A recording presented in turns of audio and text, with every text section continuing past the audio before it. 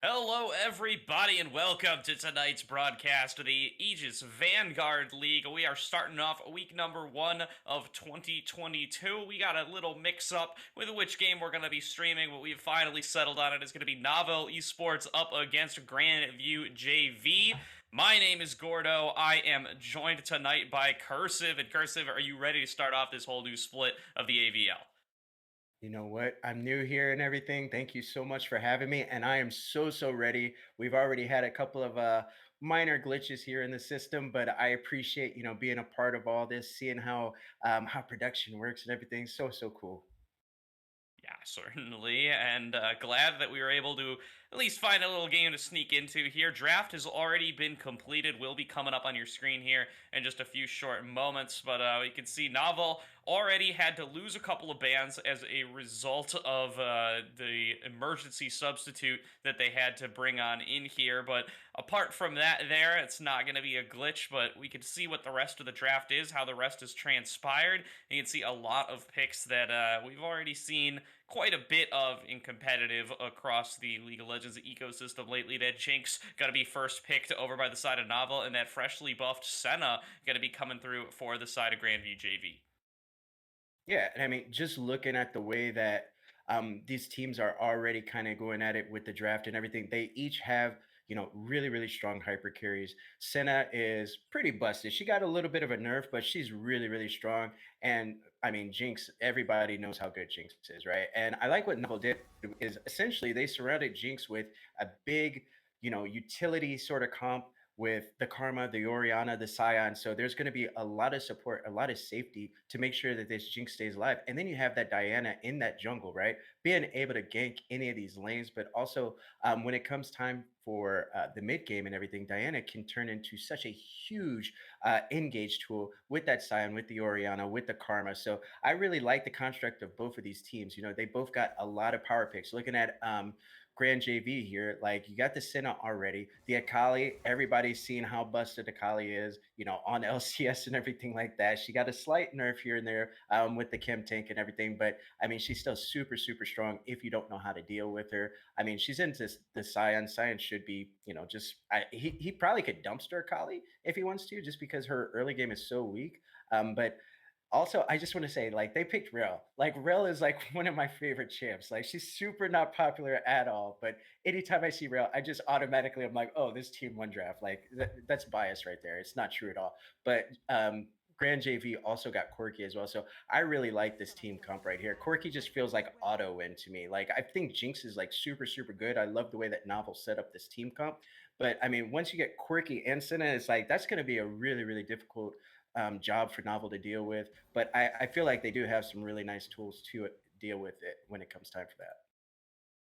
Yeah, absolutely here. And now, coming in, this is going to be the second season of the Aegis Vanguard League. We got Koskinen coming back here, was playing for Dare White last split.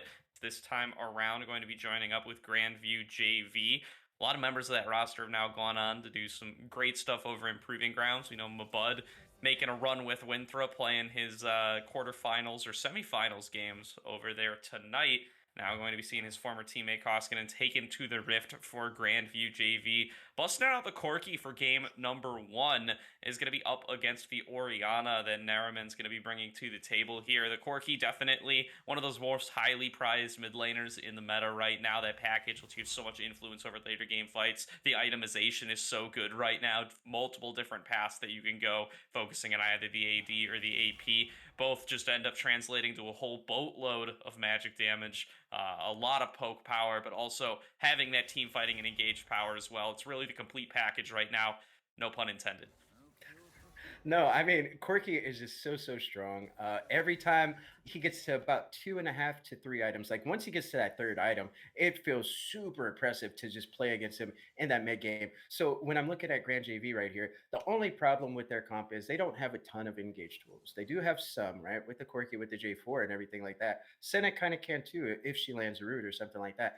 And Rel is kind of she's a really nice follow up engage if you're relying on Rail to actually start up a fight, it can be really, really inconsistent just because of the way her mount mechanic and mount up mechanics work and everything. So I do like the construct of it overall, though. Like they have so much damage, and I think that's the difference between these two comps. When we're looking at Novel, we're saying, hey, you know what? They said we want to really protect this Jinx. We want to get Jinx fed. We want to protect Jinx, make sure that she can just carry us. And then when we're looking at Grand JV, they're like, yo, you know what? Like, you guys have way more bigger problems to worry about than just the Jinx because we have all these different tools to just go at you, do damage. Like, not a lot of CC, not a lot of lockdown, but we have so much damage. And if we do get on top of you with something like a J4 plus a rail together, like that wombo combo, right?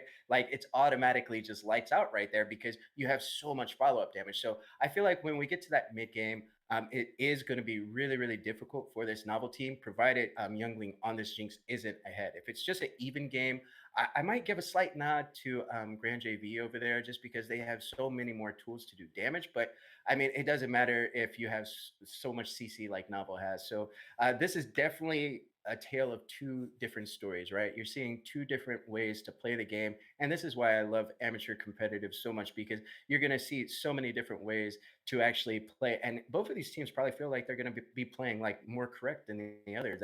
That's the other cool thing about competitive in general as well. Yeah, absolutely, and you can really feel the impact that the lack of bans. You hate to see it happen, but rules got to be enforced somehow here, and you can really see the impact that that lack of bans has had on Grandview's ability to draft a really effective team composition here. With the first round, they go for some less popular picks in that Senna, that Akali, and the Rel that you already talked about. But because a lot of the Phase 1 bans ended up being left off the table, they can still sneak in that Corki, sneak in that Jarvan later on in the draft, which end up being really effective up against this team composition in particular. The Diana, the Orianna, the Jinx, the Karma, they don't have these dashes to really be able to escape from Cataclysm. That makes it super, super effective, especially when paired up with the other engaged tools that Grandview have drafted for themselves.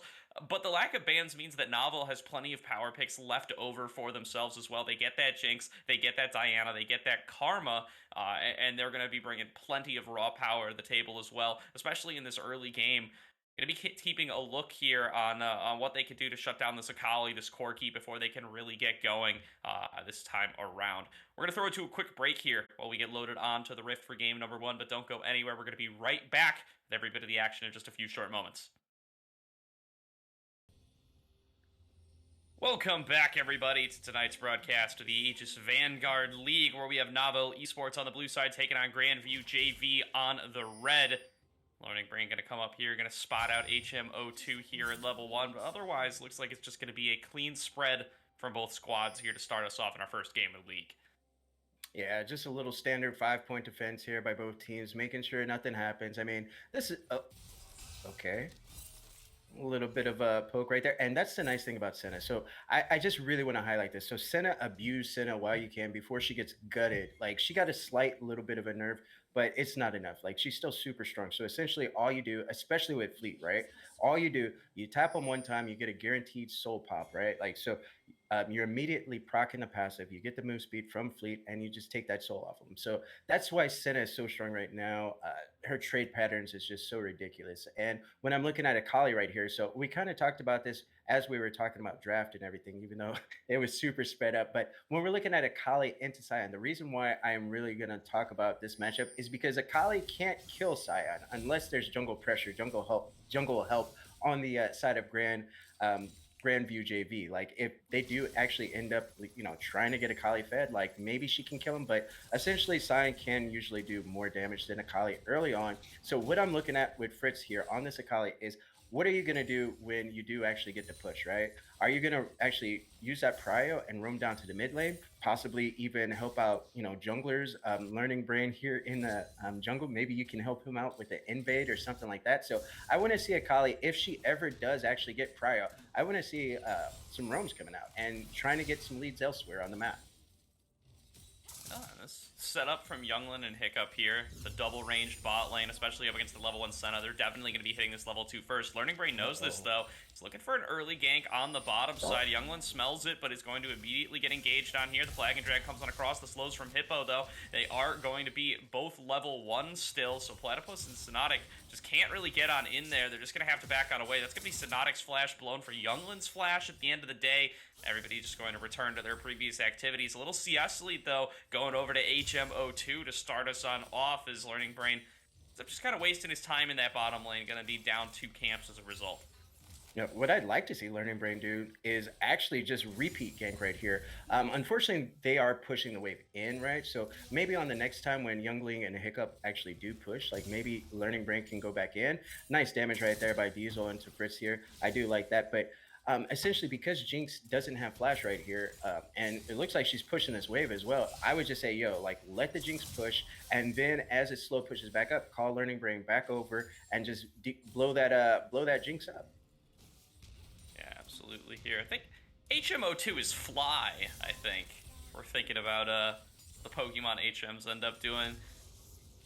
Not sure if that's going to be relevant here, but keeping that in mind. Thinking about that. Oh my god. Oh, should we call him Fly for the rest of the game? We'll keep it to HMO2 for now.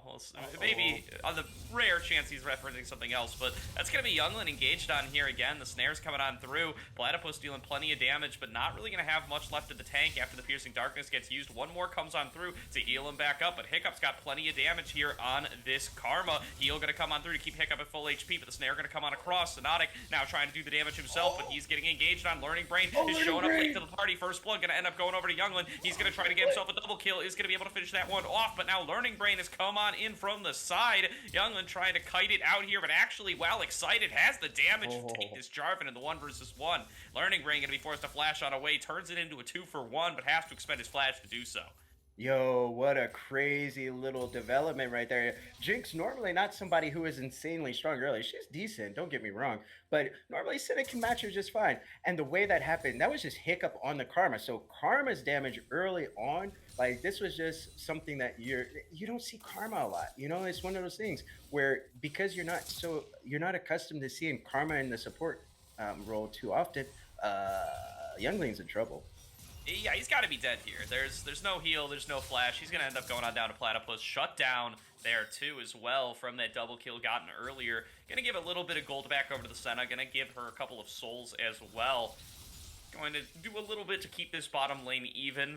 This huge lead for Younglin, though, still going to be in place. Koskinen taking a little bit more than he bargains for there. The quick trades from Nariman, along with that Airy, going to force this Corki to take a recall. Does have the TP to get back to lane, though. Yeah, he's definitely going to have to burn that. He just walked right up trying to get all that CS, and Nariman there on the Orianna was just like, bro, like, you see me here, right? Like, you see me. So he's just, like, beating the crap out of him. Like, that was actually kind of weird. And I do like the way that Platypus here on the Senate. Okay, never mind. I was going to say I like the way they did this, but it's too little too late. Yeah, HMO2 finding his way on in there. They're looking to lock down onto Platypus. The CC is too much. Of the Chompers going to land onto Sonotic as well. Has the Hex Flash, but has no True Flash. And so HMO2 going to turn that one into 2 kills. Gets one for himself. Gives one over to Jinx. And Younglin is now substantially ahead in this bottom lane. Going to be able to finish up that Mythic sooner rather than later. And they are set up to take the first dragon of the game. Yo, nice job. Younglin is now online. He is super fed. They are super fed at 6 minutes. 3 kills over onto this hyper-scaling Jinx. And yo, this is just already crazy because when you're looking at the novel comp, right, they have a protected Jinx comp. They have the Karma, they have the Orianna, and they have a Scion to actually set up engages. So this is huge for the side of novel. And now it's just about, hey, you can't even fight them anymore if you're the side of a Grandview JV. Like, you just have to concede stuff. You can't even do this anymore. You can't contest forwards anymore. And look at this. HM2 is already here. Yeah, don't tell that to Sonata because he's trying to get another fight started here, but is just going to get bitten for it. The kill already going over to HMO2. Learning Brain trying to turn that into a 1v1 is going to be able to do so, but the excited Jinx just getting the resets, finishing off on a Platypus, going to turn it into a double once again here. 5, 1, and 2 on this early game Jinx, taking over to level 6, and Younglin is just a beast now. This dude is online. He's like that crispy bacon, right? Like, he is getting big over here in this bot side. And once again, the Karma is such a huge deal here. The shielding, the empower W, the Qs, the poke, like this is all just enabling Youngling to just get ahead. And even though HM2, drop right there, it's all going over to the Jinx. Like the comp is designed for the Jinx to carry in the mid game, and now you're at 5-1-2. Like this is crazy. 100% KP at 7.5 minutes. Like you're already on pace for, I mean, just the Jinx. Like if she gets another kill, like this is gonna be crazy. So uh essentially at this point, if I'm the side of Grandview JV, I'm saying, guys, we're gonna have to actually invest a lot of resources into stopping this Jinx. Like every time we got prio, if you're the mid lane, even if you're Fritz, on this top side, once your TP comes up, like you guys are gonna have to coordinate plays where essentially you're collapsing down on the Jinx every time she overextends. Like you have to force them to overextend, which I mean the wave is pushed into their tower right now, so probably not going to happen. And I like this roam up. They're just saying we can't really deal with Jinx anymore, so they're actually trying to roam and set up some vision in the mid side. Yeah, and trying to get Fritz set up as well. That's going to be Diesel's flash forced to be burned there.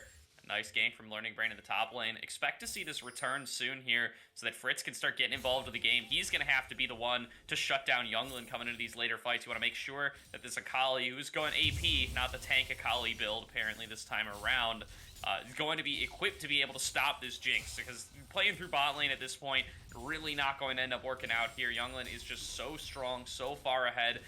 It's just going to be so difficult to work around, especially as HMO2 has constantly been in the wings to respond to these plays. You can take advantage of that if you're Learning Brain. You can get into the top lane. You could try to at least set up your Akali for success. Yeah, absolutely. I 100% agree. And essentially, all you're trying to do right now is just slow down the pace of the game if you're on the bot side. Everybody else on the side of Grand JV, like they need to basically try to get leads elsewhere. Bot is essentially gone, unfortunately, unless you're going to bring everybody there. It doesn't look like they're doing that just yet. I do like what Learning Brain is doing, picking up this Rift Herald right here. Akali rotates down as well. So very, very good rotations. They also set up some deep vision, some protective vision, I should say, on the bot side as well, to make sure they can actually spot out HM2 fly, if you were calling him, right? Make sure, okay, is Fritz about to do this? Yeah, Fritz going for it all in there, going to get hit up by that unstoppable onslaught. Diesel going to be just strong enough to be able to stay alive there. Uses the Soul Furnace, that big shield, to stay alive. That's a big rocket. Could have probably taken out Fritz there. The Kraken Slayer's already done. That's plenty of AD in Youngling's pocket. Would likely have picked up that kill. Fritz just narrowly avoids it and stays alive. Keeping the pressure onto that Scion, though, you like to see it. You want to see Fritz trying to be strong in this lane, trying to build a lead for himself. He's a little bit down in CS and really wants to get these first items done once these mid-game fights start breaking out, so that you can deal with these carries over on the side of Novel Esports. Yeah, when we're looking at this, you already talked about the Kraken is already in. Like that came in pre 10 minutes. Like that is actually insane. I usually see like Dravens doing something like that, not Jinx. Like so, this is crazy. The Manamune is complete for Kosakin on this Quirky. So I mean that is something. And now Diana just finishes the Rocket Belt as well. So everybody on the side of Grandview JV, okay. Alright, here's the Wombo combo coming through onto Youngling. Hit up with a little bit closer, but they just decide they want the kill on this Jinx, and they're going to get it. The shutdown comes through there from that ultimate on the side of Platypus. Going to appreciate that extra gold on the Senna. Psiotic looking now to try to pull in Hiccup, try to get some damage onto this Karma. Decides she's just a little bit too quick, though, with the shields. They're going to back on away. They're going to claim their big shutdown, head on back into the jungle to farm up. Yeah, that was really, really nice right there. Super clean. As soon as the Jinx overextends, you see them collapse with 4 people, or I'm sorry, 3 people right there. And they were actually trying to rotate down others as well. So they were absolutely prepared for that. And very nice job to slow down some of the momentum that Youngling has right here. But look at this wave. It's actually frozen outside of the tower. They didn't push it in, right? So I would say Hiccup actually could have just froze that right there. But Jinx is now back up, gonna be able to actually freeze this wave. So this is still really, really bad for Platypus. Like I want to say Learning Brain should have just stayed right there, made sure that the wave pushed all the way in, because unfortunately Youngling is actually pushing the wave. He didn't have to do that. Like if he would have just chilled and let it slow push, or even let them bounce it back to him a second time, like he could have probably did that. But okay, I see now. They actually just wanted to rotate up and actually pick up this dragon. So I see this dragon stacking happening. And yeah, they're really accelerating this game at 12 minutes. Yeah, definitely here, and they know that it's going to be one of those powerful souls here with the cloud already coming on down. It looks like it is going to be Ocean this time around. Those additional bushes spawning around the map here. HMO2 going to appreciate that, getting opportunities to go for some of these sneaky engages. Meanwhile, the Rift Trail getting thrown down to the top lane, going to get more gold funneled over into Fritz. This is where the side of the side of Grandview rather want to play the game now. Over from this red side, they know that their bottom lane really had a rough time here. HMO2 going to go in onto Koskinen though, pulls him back in with the Moonfall, but just going to get the flash. Not much else to be found, but going to be a positive trade here for the side of Novel Esports. Yeah, no, that was really good right there. You're just Diana, you go in, you immediately get a flash for that. That's a win. You know, you trade ultimate for flash, you take that trade every single time. And okay, bot lane.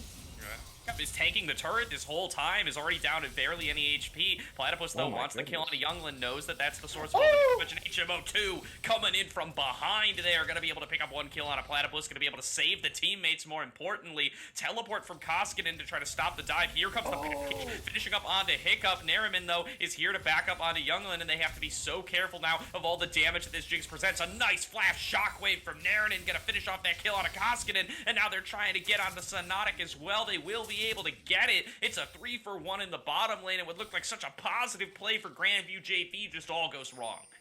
Yo, Grandview JV almost had a sick play right there. That was so close, but the utility that Novel has and already the lead that they built, it was just too much, too big of a lead already. And Orianna actually flashes right there to make sure they secure the kill. And look at this, Demacia.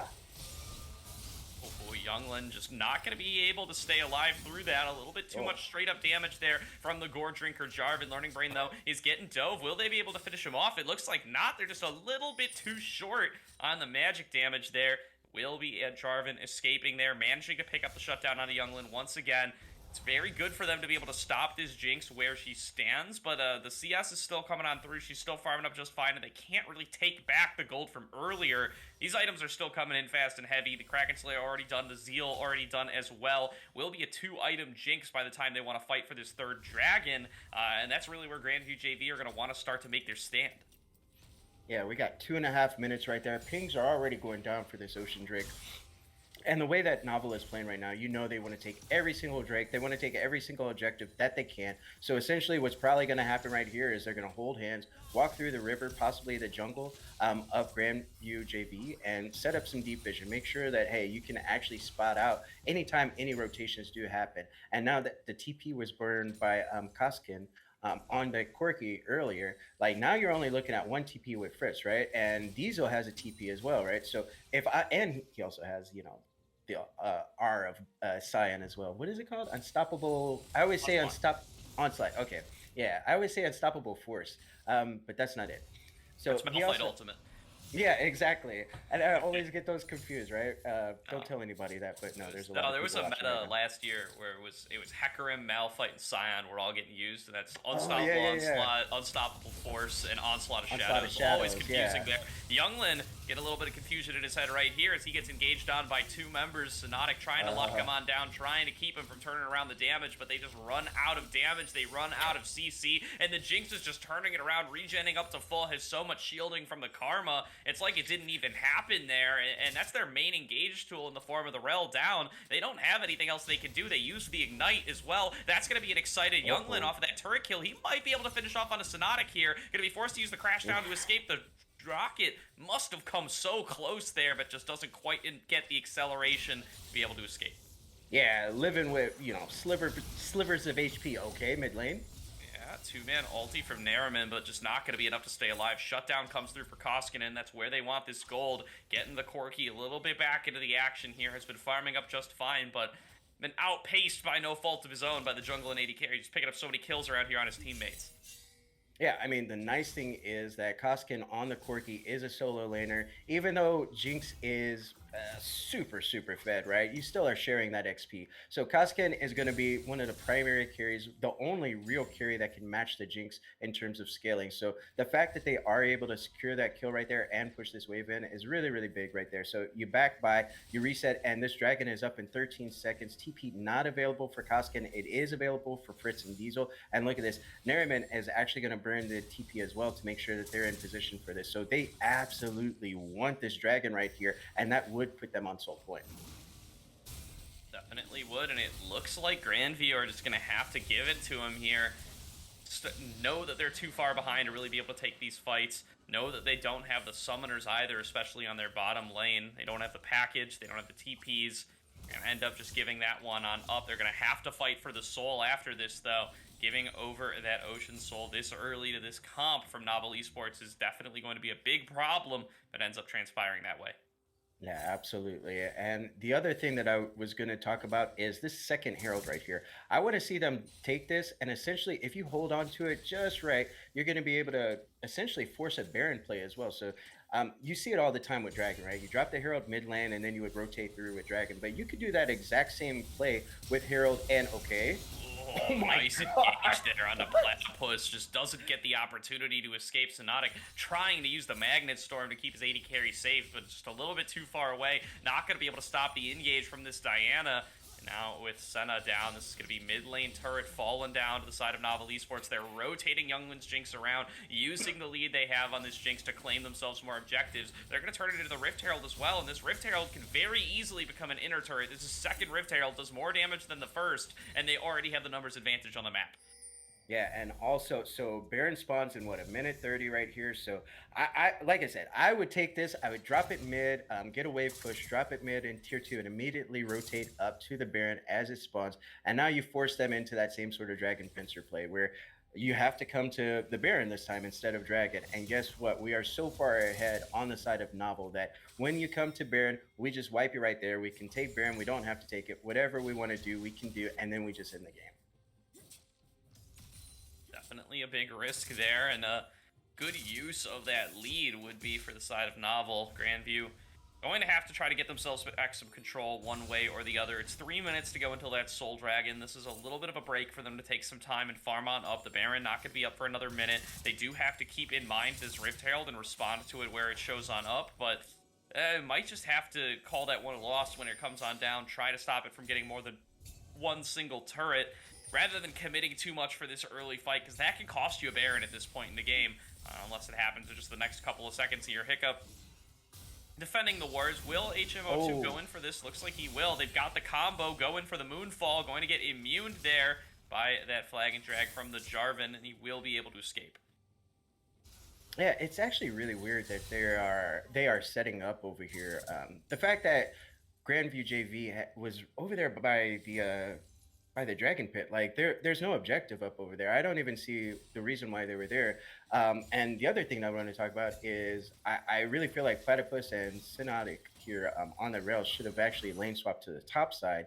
Let the Quirky either stay there, or you can go by where he's at and then move the Akali down. I just feel like it would be a lot more safe for the Akali in particular, but it would also give you a little bit of pressure onto Diesel on the side. And it wouldn't be much, but it's kind of weird seeing the way that these lanes are right now, the lane state, essentially because the Baron is up. Like normally you want, okay, HM2 is here. Fritz getting engaged on here. Nice dodge away. Is doing some fancy footwork to try to stay alive, but the straight up targeted damage from HMO2 is just too big. The turret going to fall on down as well. Those crescent slashes come on across, make it just too tough to escape on the side of this Akali. Killing spree for HMO2.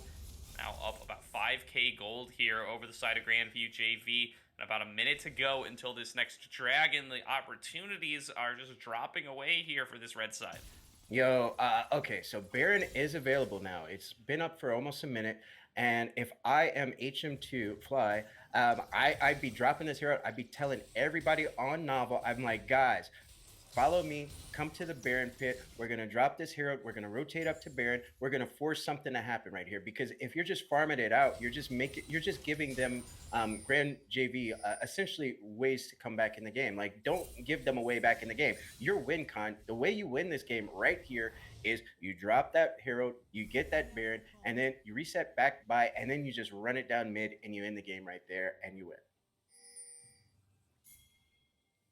What you're hoping to accomplish here. 30 seconds to go on this dragon. Already Novel Esports are setting up that death brush, just channeling over the decimating smash from Diesel here. They're coming around on the other side. They see him on the wards. They're trying to clear away. Sonotic goes in for the crash down, doesn't end up finding anybody. Gonna be a while until you have that tool available again there.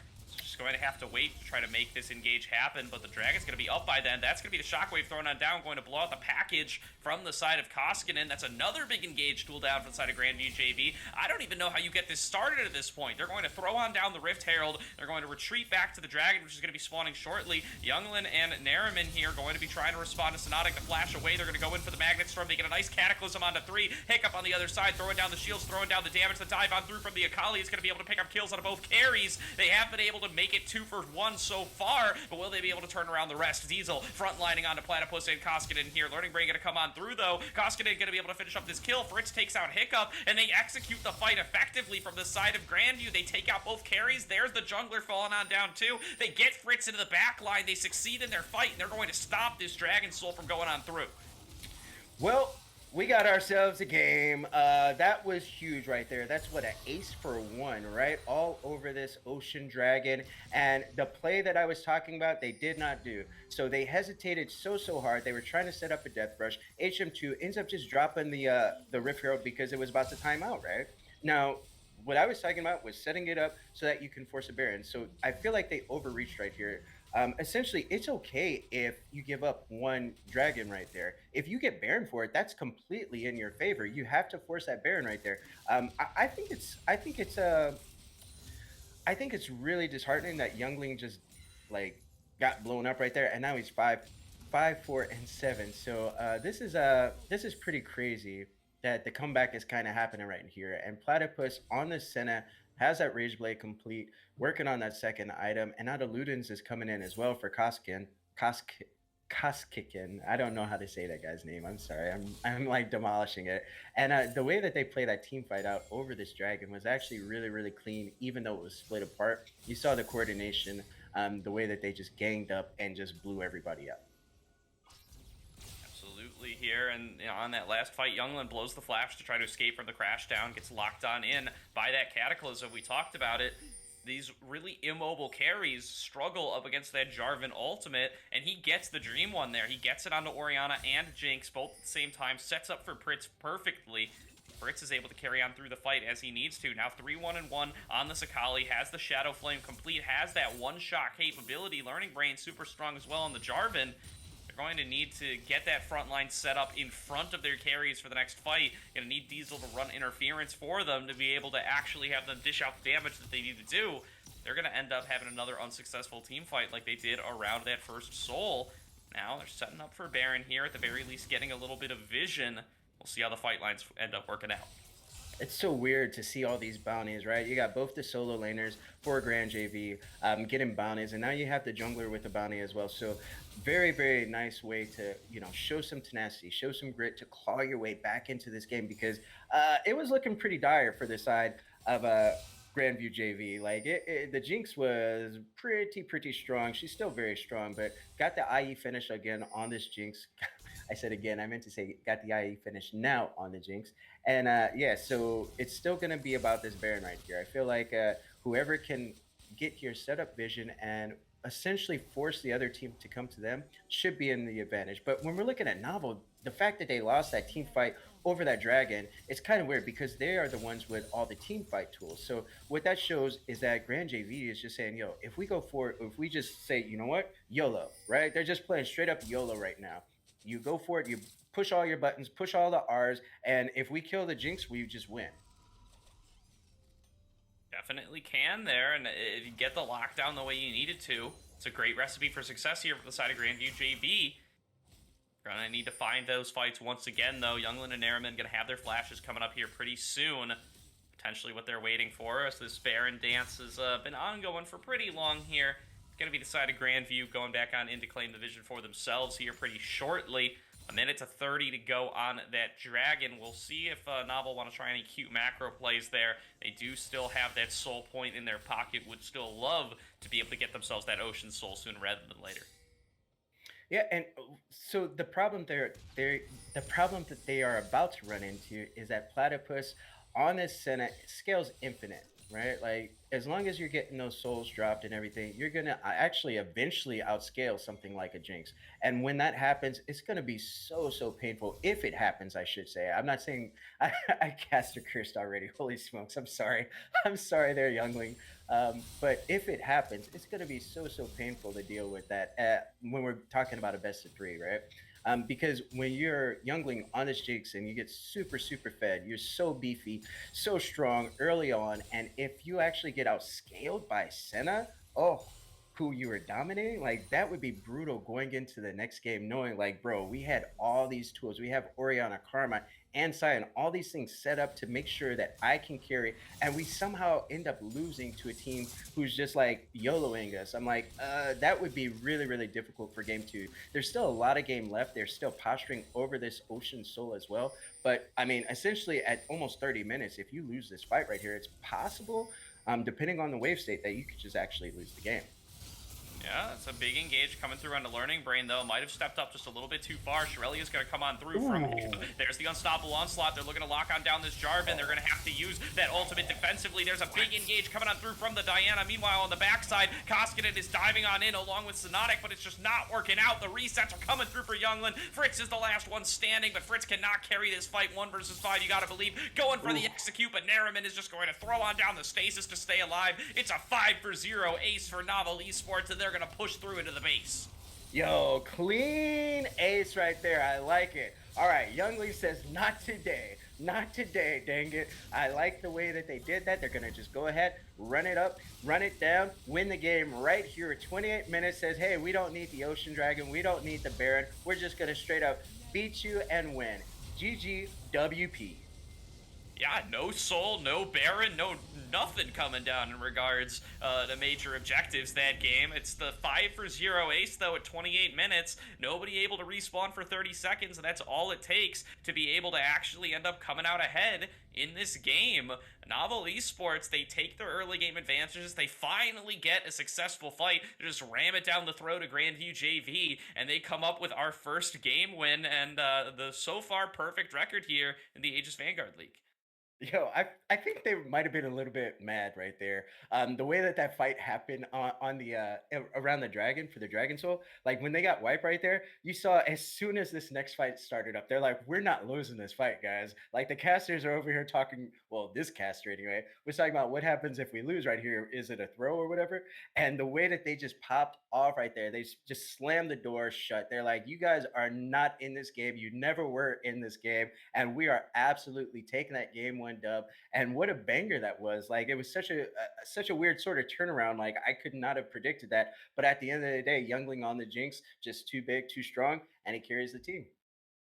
Yeah, definitely there. They have the fight that they were looking for there, but you got to think about, the side of Grandview, they were able to get themselves back into that game off the back of that successful team fight around the Dragon. They closed that gold lead at just about 2K. You got to think, if that early game didn't go so disastrously, if they didn't get Youngland so fed early on, then that might, instead of closing the gap, might actually be a lead for the side of Grandview. And at that point, coming into that last fight, multiple carries were down at sub 500 HP. You could have been able to finish off some of those kills had you had a couple more items in your pocket, and you could have actually come out with a win there. So looking towards game two, some great team fighting ended up happening from the side of Grandview.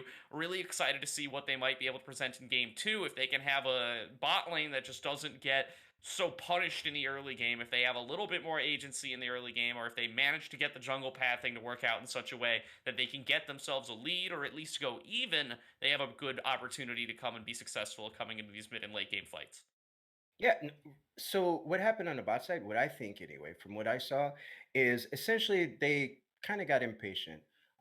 They went in a little too early because they wanted to force something. They wanted to try to build a lead, which the way that Novel Esports just responded was like, yo, we're not going to run from you right here. Like, we are going to fight this out. And I think that really caught the side of Grandview JV a little bit off guard. Like I think they were expecting the Jinx Karma to just run away, and then when they turn, they're like, "Yo, we're not gonna run from you."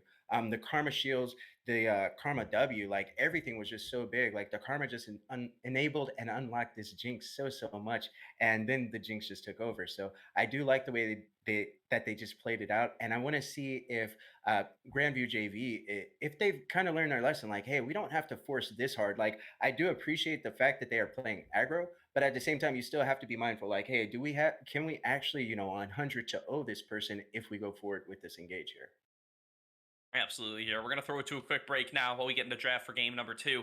Don't go anywhere. We're going to be right back to see if Grandview are able to strike back and take us to a game 3 tonight, or if it's going to be Novel Esports starting themselves off with a 2-0 lead here in the Aegis Vanguard League. We'll be right back. It's just a couple moments. Everybody panic! Hold on. I'm about to say something really cool. 3, 41, 9, and lift off! No one dies screaming without me. I feel like I forgot to shoot something. You're starting to bore me. She's such a loser. Always ready to cry. Ah, come on. What's the worst that could happen?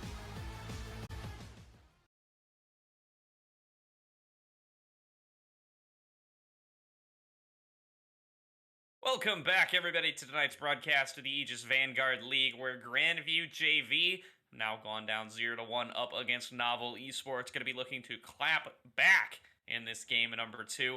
Remember to keep in mind, Novel is going to be down 2 bans here as a result of their E-sub in the top lane. So they are going to be letting this timer just run on out for the first 2 of the game. Yeah, and we already see Grand JV says, you know what, this Diana pick, we're gonna go ahead, just get that out of there. Maybe they think if it was just the Jinx, if it were just the Jinx, maybe they could have done it, or if it was just the Diana. We see the Caitlyn super strong right now. You might as well ban the Jinx at this point, unless you're planning on first picking it. Novel, like you said, already lost 2 bans, so maybe their last ban, maybe they want to ban out the Jinx to make sure that Grand JV doesn't get it. Yeah, absolutely. And, I gotta say, so obviously it's a straight disadvantage to not have access to 2 bans. If it was good ever to not ban, then you would see a lot more pro teams just choose to skip bans, and nobody does that. But Novel did a really good job of making the most out of a bad situation and getting themselves a solid number of power picks. The absence of these 2 bans really changes up the ecosystem of the draft here, because it means there's going to be a lot more powerful champions available here. And if you're able to execute better on those champions than your opponents, you can turn that into a sort of pseudo advantage here. So the Jinx, the Corki, the Diana, all going to end up banned away here. Grandview JV, they're going to grab themselves that Senna. Let's keep in mind some of these other power picks, though. We saw how good the Karma was last game. We saw the Akali start to come a little bit online last game. We got to keep in mind what some of these other power picks might end up doing. The Viego, the Xin Zhao, a lot of these really strong early game junglers. The Akshan now is ending up unbanned. The Twisted Fate, the Yuumi, the Shen. A lot of things to keep in mind here that could end up going over to the side of Novel, but they're going to skip out on all of them. They're going to go for the Ezreal. I think if you go Ezreal Karma or even Ezreal Braum, possibly. Like Braum is like something that's way far back, but Ezreal Karma, very strong. You just poke everybody down. So I like what they're doing. Personally, I am very high on Ezreal right now. I think Ezreal is really good into these sort of picks, even Jinx in general. Like as long as you're willing to play Ezreal aggro, like you have to go forward with Ezreal early on. And kind of do that. I was actually going to talk about Hecarim earlier, but we didn't have enough time to get into like some of the pre-game stuff. Like I really like Hecarim right now. I think Hecarim is really good, but the fact is there are so many good junglers right now. J4, that Xin Zhao that you were talking about, like Hecarim is kind of, even Rek'Sai, like Hecarim's kind of a little bit below that. The fact that they are taking Hecarim right here means that they are super high on Hecarim as well. So there goes the Akali hover and pick. And now coming into this, hopefully they just pick either their jungler or their support. I love the Viego pick. So this is going to be a nice pick comp that they have established for Grand JV. I like this a lot right here. And essentially, I feel like you're going to have to make sure that Novel doesn't get another, Scion or something like that. So if Novel wants to go ahead and pick their support here, like a Karma, I would do that. Otherwise, I feel like Grand JV might just ban away things like Scion or Orange just to make sure that the Akali would have a safer and more of a lane dominant sort of yeah, there goes the Karma, more lane dominant sort of style in that top side. Yeah, the shielding from the Karma super valuable in this team composition. I actually really like that they went for the Hecarim second pick here. Pairs up great with the Karma. Loves the additional movement speed that shield gives them. Once Karma throws it over there, it's a great lane pairing with the Ezreal. And I like that they go for the Hecarim second pick because the Senna first pick means that this is not a great Karma game for the side of Grandview JV. They're probably not going to want to run a Karma Senna bottom lane. And the cheese Karma top isn't something that a lot of people are willing to bust out in competitive quite yet. And the days of Karma mid are also largely behind us. So would not be a great time for Grandview to take away that Karma, despite how powerful it is. So they know they can save that there for their R3 pick, and they can get the power pick in the Hecarim here on that R number 2. That's what I was talking about earlier with them really making the most out of this situation with their missing bans here, because that's going to be 3 really strong power picks over for the side of Grandview JV, but Novel managed to get themselves 3 in turn. Hey, Yuumi ban's a little questionable here. I think that Karma is pretty guaranteed to be going into the bottom lane. Yeah, maybe they know something that we don't. Maybe they're saying, hey, Karma can be flexed around. We don't even want to risk it. We don't want to give up Karma, Ezreal, and Yuumi. So they just said, hey, you take that enchanter, you got yours. You're not going to get another one as well. So Novel's on the clock. I was going to say, I really think like a Vex might be something that Grand JV might want to lean towards in the mid side. Maybe a Vex, maybe even something like an Annie. But now you're getting Silas in here, so maybe not so much Vex. You might want to lean something else instead. Yeah, that's an interesting one here. The Kali ult feels pretty good to steal away, as does the Dawning Shadow there from the Senna. Well, what is Grandview JV going to want to take? The Gragas with the Explosive Cask. Really good blind top laner there. Going to be another good ulti to steal away, though, if you're Silas. Now, let's see what they want to take here for the mid lane. Oh, it is actually... Yeah, that actually makes a lot of sense. It's going to be the Akali in the mid lane facing off against the Silas. The Gragas going towards the top lane. Now they take the Rel into the bottom lane once again. Running it back with the Rel Senna lane. This time up against a little bit less aggressive of a duo with the Ezreal Karma, but still, they're going to get poked out real hard in the early game. They're going to suffer through a lot of the same early game woes that they had last game. I guess now they have, and now they're going to have to contend with the Hecarim coming in with those ganks as well. The Viego, as a scaling jungler, going to be a little bit worse at providing coverage for them than the Jarvan was last game. This feels like a really dangerous position to be in if you're Platypus and Sonotic. Right. It really looks like Grandview JV like really has some picks. Like maybe this is something that they've practiced a lot and they really aren't trying to give it up after one game, which is fine. Like when we're looking at week 1, right? This is the very beginning of this league. They might be saying to themselves like, hey, you know what, like let's see what we practice, let's keep on running it, let's keep running it against this Novel team to see where the kinks are, where the little folds are in there, and maybe we can actually tweak this for the next game. I still think they're trying to win, don't get me wrong. They've definitely practiced these things that we're seeing, these picks that we're seeing, and that's what we want to see, pocket picks that teams have actually put in practice to, that they have picked. And when we're looking at Novel right here, they have a lot of different tools, right? Like they have engage, they have utility, they have pretty solid lanes as well. So I definitely like the way that both of these team comps kind of configured, but I will have to give the edge. I like Novel's comp just a smidge more. Yeah, definitely understand that, and certainly agree that, especially just keeping in mind how that last game played out. It was the Ezreal and the Karma in the bottom lane, or last game it was Jinx Karma. But just being able to outplay and outmaneuver that Senna Rel combo, both on the defense and on the offense, and then it was the jungler who kept coming in and having influence there. It was Diana for the side of HMO2 last game. Now they're on the Hecarim. They're going to be feeling even stronger.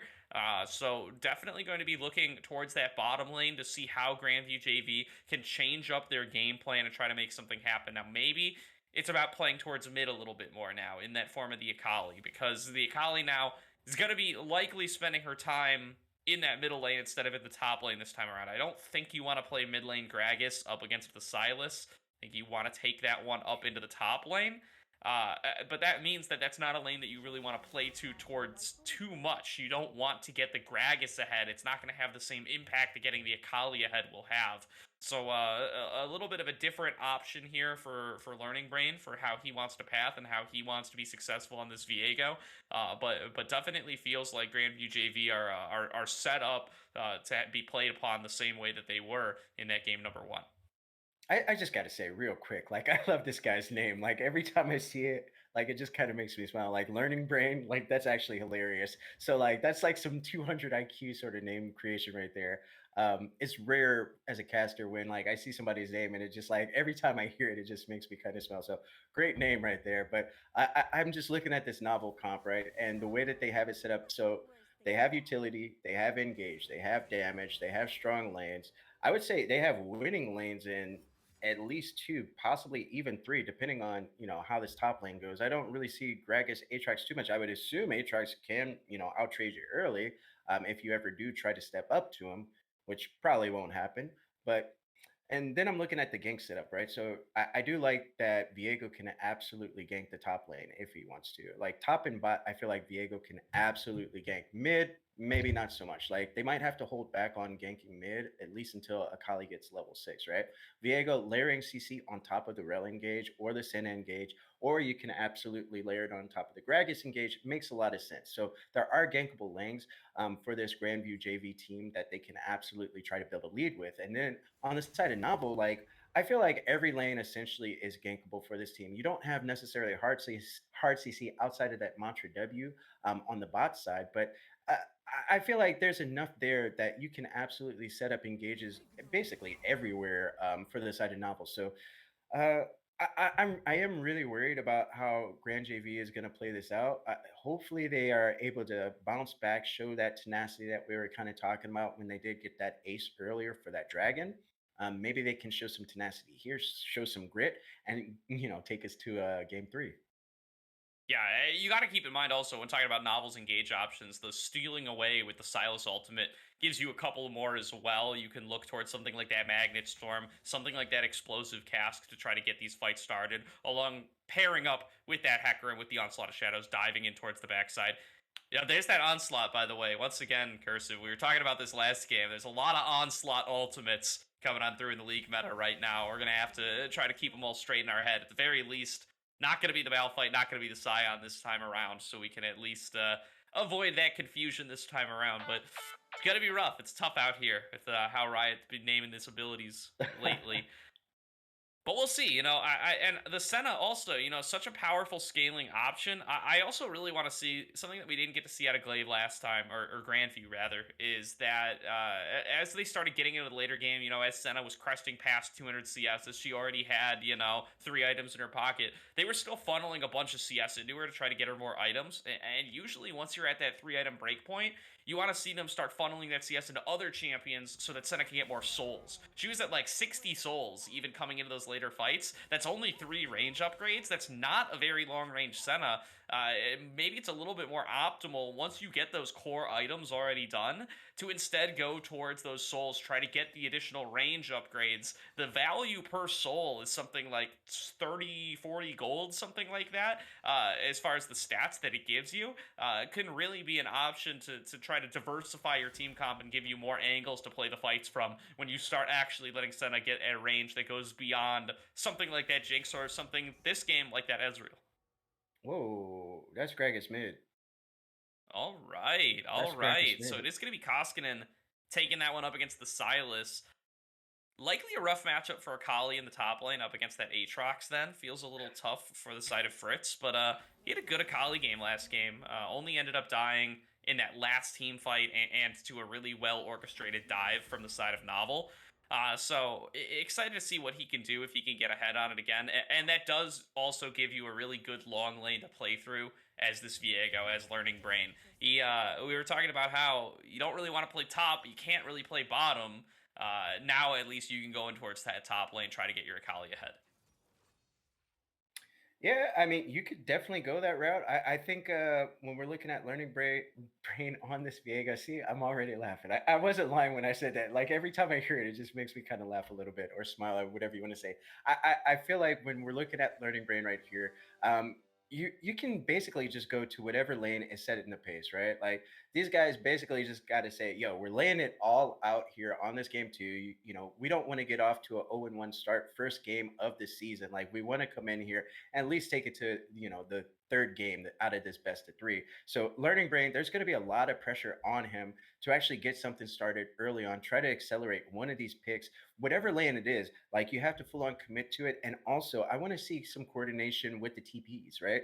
Excuse me. I want to see some coordination with the TPs on the side of Grandview JV. Like when we're looking at Fritz and Koskin on this Gragas, right? Anytime you have TP, if you are taking TP, which I'm assuming they are, I would like to see them actually looking to use that bot. So hopefully Sonotic on this rail, or even Platypus, whoever it is, you set up a ward over there by the brush, by the alcoves, and essentially anytime this Ezreal Karma, who should have the push, right, as soon as you see them pushing up, you just call for that double TP and you get an easy double kill right there. Absolutely.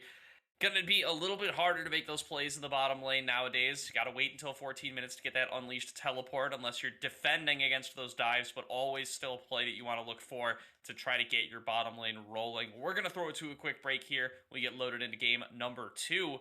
Don't go anywhere. We're gonna see if Grandview JV are gonna be able to strike back and take us to a game number 3, if it's gonna be a 2-0 start here for Novel Esports. Welcome back, everybody, to tonight's broadcast of the Aegis Vanguard League, where Grandview JV, sitting here on the blue side, looking to get themselves a win in tonight's series, looking to take us to 3 games. Tonight's BO3. Novel Esports sitting it up 1-0, had a lot of success with this Karma, especially in game number 1. Hiccup now on that champion once again here, paired up with that Ezreal. Be trying to get a lead through the bot lane. Take this to a 2-0. Koskinen going to start this one off with that tier. Going to be tanking a couple of abilities early on. Has to be careful here. This is a 3-man squad from the side of Grandview. They know where Koskinen is. Platypus and Sonotic coming on across. It is actually a turnaround from the side of Grandview. Younglin going pretty low here. The crash down comes on through. Forces the flash out of Younglin's Ezreal. Great start there for Grandview. Yo, that's huge right there. What a pincer play. They just said, you know what, we're going to take it right to him. Youngling has to blow that flash. So that was so big for them on the side of this Grand JV team. Grand yeah, no, they call Koskinen, like, you're the fat man, get out there, go look juicy, go take up some skill shots, get who you can to come over here, start poking you. And, they catch 3 in the fly trap there. They force the flash out of Younglin as a result.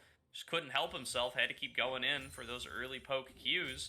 And Koskinen's sitting pretty. He doesn't even care about it. He's regened a lot of it pretty easily there off that happy hour. Has started the Drunken Rage there, so he's going to be feeling just fine in that mid lane. Had basically no risk here. Spamming it off cooldown, already back at full HP. Ooh. Yeah, I really am actually curious to see how this mid lane goes, this mid lane matchup goes. Like, we don't see Gragas versus Silas too often, so this is already a bit of a spicy sort of pick, the way that they are going for this. So I like that it's just frozen right here in the middle of the lane. Nobody's doing anything too crazy. I'm sorry, I just got off work a little while ago, so I'm really tired right now. But I like the way that this is playing out. It's on the side of Gragas. He's not going to be able to get ganked right here, so he's probably going to try to hold this as long as he can, which I dig very much. And then on the top side, we're looking at this Aatrox just basically perma pushed up, but we're looking at Learning Brain, right? He's actually on the blue. He's rotating up to the top side. So Aatrox does not have any vision. He does not see Learning Brain. Yeah, the Diego coming in for this early gank here. Diesel sees it now, is trying to walk away, has a little bit of distance away from Fritz here, goes in for the dash, throws down the W. The flash going to be coming through soon. Learning Brain has already responded, though, but here's the gank coming on through from HO2, trying to pull him back on in, and the turret shot does so much work there up against the Akali. First blood going over to HMO2. That's going to be Fly right there, picking up that first blood and getting started on this Hecarim. Almost going to be the turnaround from Learning Brain, but does not end up working out. Yeah, Fritz actually fell victim to something similar that Platypus and Sonotic did in game 1, where essentially you just say, hey, I really want this, and I get it. It's first blood, but it's essentially HM2 Fly is right there, and he says, yo, we were actually mirroring each other on these jungle camps and everything. He's there, makes the wraparound gank, or I'm sorry, the wraparound response, and immediately it's just like, oh man, I don't have any tools to get out of this, and Fritz just drops right there. Yeah, and Koskinen now getting some good trades in that mid lane, feels just fine up against this Silas, is so safe of a laner these days. The Gragas just goes in, maxes that W, is what he's going for here. He is so tanky, procs happy hour so often and so easily. is now just going to be pushing up in this mid lane pretty much all day here. Nariman doesn't have a lot of responses available, is going aggressively here. Will he try to make this all-in happen? He's just going to turn around against though, and Sonotic has come on up. Are they going to go in for this dive? Phase Rush procs. Doesn't look like he wants it, though. Yeah, huge wave here on the bot side. Platypus is going to try to pick this up, taking a lot of poke damage from this Ezreal Karma duo.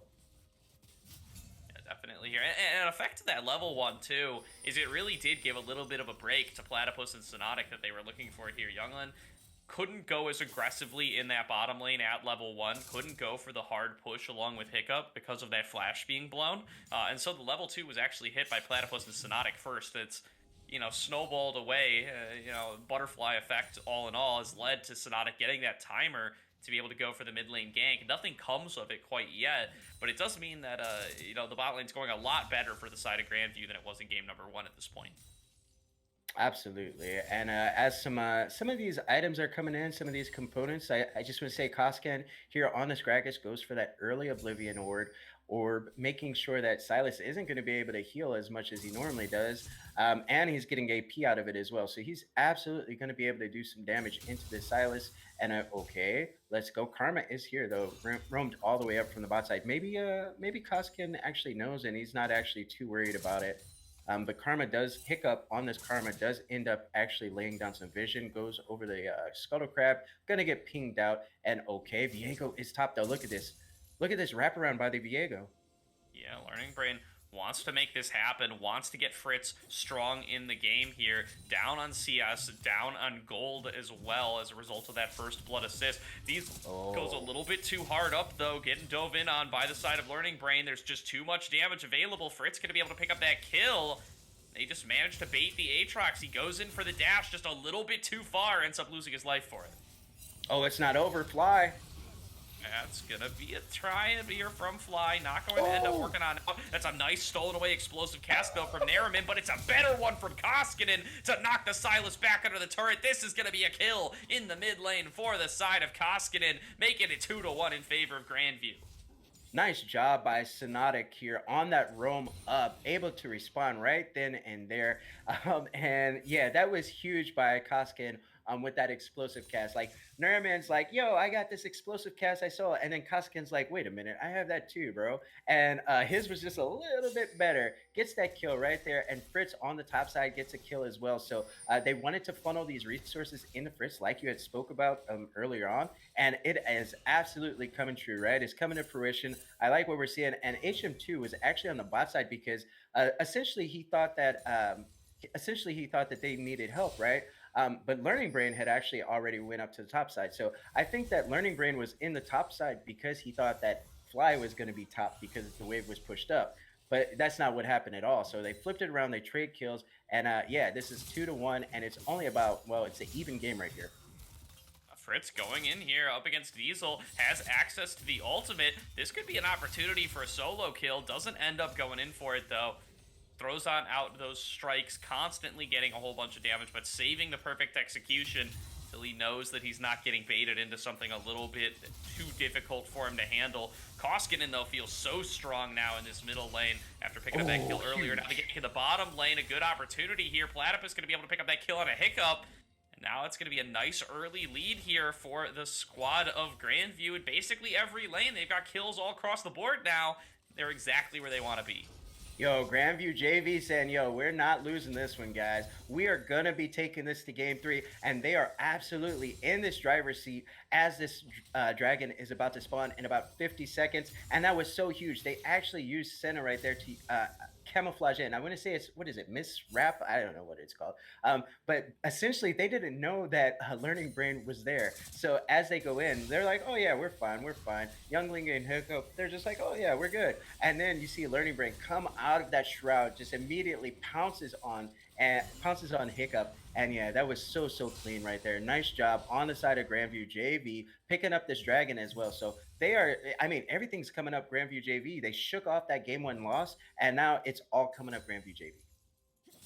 Absolutely is here. Got themselves a nice little 600 gold lead early on, as well as that first dragon. Going to need to be Novel Esports now finding a different way into this game. They had a little early lead for the side of Diesel, but that's even been equalized now. And look at the damage that this Akali is dishing out. Going to miss that Shuriken flip this time, but HMO2 is coming on up, but the Ignite is just enough. Fritz is going to be able to pick up the solo kill. Will HMO2 be able to make the trade happen? Tosses out the Ghost to try to get a little bit of bonus damage. He's going to be able to finish that one on off. Learning Brain is here, but it's too little, too late. Just ends up being a 1-for-1 in the top lane, but the solo kill for Fritz means that he's going to be even stronger in this 1v1. Yeah, Fritz, you can absolutely see, you know, why they wanted to get this Akali to Fritz in game one. Excuse me, like the way that Fritz is playing this, and I feel like Diesel just isn't prepared for the amount of damage going forward with this Akali. Okay, trading in the mid side. Koskinen and Nariman at it again, but Koskinen, look at it, he just feels so strong, and he's got such a low cooldown there on that Drunken Rage. He keeps just throwing out W's, getting the powerful trades in. Platypus now might be a little bit caught, but who's catching who here? They turn it around with the Dawning Shadow, pick up a kill on a Hiccup, and now Younglin can't go any farther. Gonna have to retreat back under the turret in the 2 versus 2. It's Grandview JV coming out ahead again. Yo, Hiccup on this Karma was like, yo, I got this. Watch this, bro. I got the tether ready. And immediately it looked good for them and originally on the side of Novel. And then Platypus is just like, wait a minute, what am I doing? Why am I running from you? He turns right then and there and goes ahead and launches out that Dawning Shadow, and it just explodes him. Like, that was so much damage. Okay, top side again. Yeah, Diesel getting engaged on, flashes away from the Heartbreaker, is going to avoid the slow that way and save his own life. Nicely played on the Aatrox, but not getting anything proactive done, just managing to save himself. The farming is good from HMO2, but so far he's not been able to really keep it going other than by cleaning up the kills after plays are made elsewhere on the map. Running around near this mid lane for right now, but not able to capitalize on Learning Brain's commitment in the top side, and is in fact losing camps as a result of this. Yeah, and they're actually going to run into each other here on the jungle on that top side. But essentially, every time that there is prio for either one of these teams, it looks like they're trying to, you know, at least establish some sort of vision. When we're looking at the side of Grandview JV, you see this top side, like they're trying to establish some sort of vision, and then they have defensive vision in the bot side. So Sonatic had actually got an invade earlier, just now, really, and tried to get something going with some vision. And immediately Hiccup just pops the sweeper, clears it all out. So this is definitely going to be a more controlled game from both sides. And I like what Diesel's doing. He's like, I'm not pushing this anymore. He's like, you got me twice. I'm not pushing this anymore. Absolutely not here. As Fritz goes aggressively here up against Diesel. We've seen this song and dance before. He's trying to sustain on up with the damage from his ultimate, with the healing from his ultimate. Will the perfect execution finish him off? Looks like the answer is no. They're going to donate this kill over to the Hacker, and once again, spinning the blade around, picks up a killing spree. 3-0 now on the horse. Every single kill up against Fritz here. And finally going to give Diesel a little bit more of a break, maybe even going to pick up some turret plates. But meanwhile, Nariman's getting pushed on in the middle lane. Will he find an opportunity to go on in here with Hiccup's help? It looks like the answer so far is no. He does have that ultimate, though. Could try to steal away either one of these displacement ultimates sitting in front of him. So far, no. Yeah, I mean, the Rift Herald is going to go ahead and get dropped right here. They're trying to get this first turret down. I think they're going to do it, though. The TP's going to finish, but now Akali's actually in trouble. Oh, no, she's not. Manages to land on HMO2. Diesel ends up going down. The turret will fall, though. First turret bonus gold going over to Diesel and HMO2. They'll call that worth, but they wish they hadn't had lost their Aatrox for certain, especially not to this Akali. Fritz is just getting stronger and stronger, and this is not a champion you want snowballing on you. Learning Brain going aggressively in this bottom lane, has the backup of his teammates, but so much damage comes on across. The True Shot Barrage. Younglin is single-handedly forcing these two back. Platypus is very low as well. Koskinen is here to run interference. They're not going to be able to chase any farther. Younglin manages to defend his bottom lane up against that jungler. Yeah, a lot of damage coming out from both AD carries right there. Youngling and Platypus were just dueling it out. Hiccup barely gets away right there. I felt like Platypus would have kept going if Youngling didn't turn and respond in the way that he did. So all that over a Scuttle Crab, I dig it. So this dragon is spawning up in 10 seconds. It is going to be a wind dragon. And yeah, it looks like both of these teams are posturing like they want to fight for it. And I think that we might get a fight over this. I don't know. We'll see.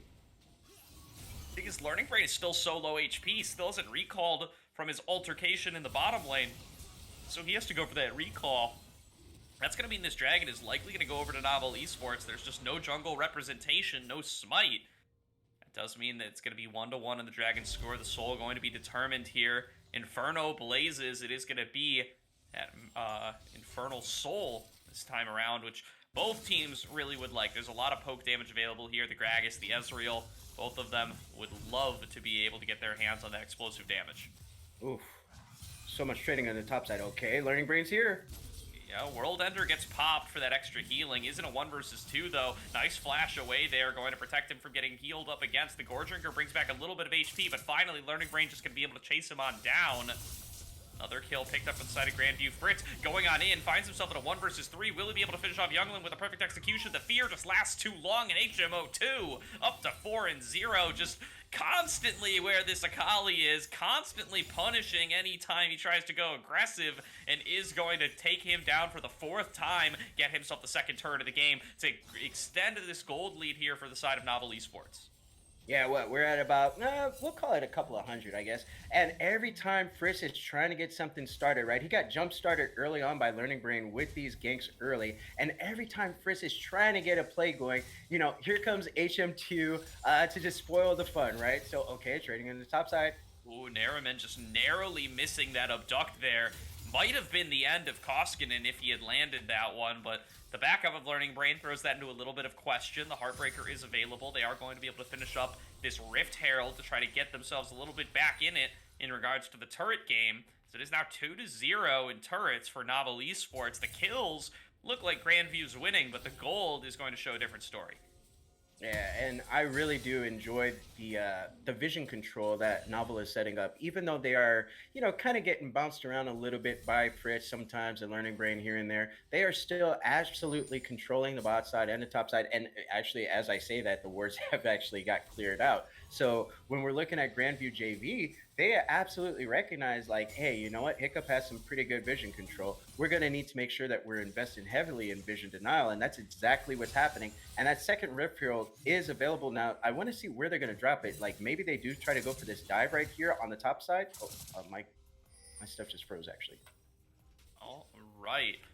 Well, is going to speed this setup in the mid lane. Actually, going up in the top side is going to be Learning Brain here on this Viego. Has Koskinen for the backup. Nariman going to get locked on down. Will barely be able to stay alive here, as there's going to be the follow-up engage, though, onto Diesel. Explosive Cask manages to land. That's going to be the CC coming on through from Nariman. They're trying to finish off onto him. Diesel managing to sustain on through. Dawning Shadow goes wide. Nariman burning down to the Ignite, but will manage to stay alive. Hiccup is here to throw out some additional CC. It just doesn't end up getting anybody. It's no kills for either side this time around. The Rift Herald going to end up crashing a second time, and now it's Novel Esports on the hunt. They have their Fed Hecarim. They want to be able to chase somebody down, but they just don't find anything.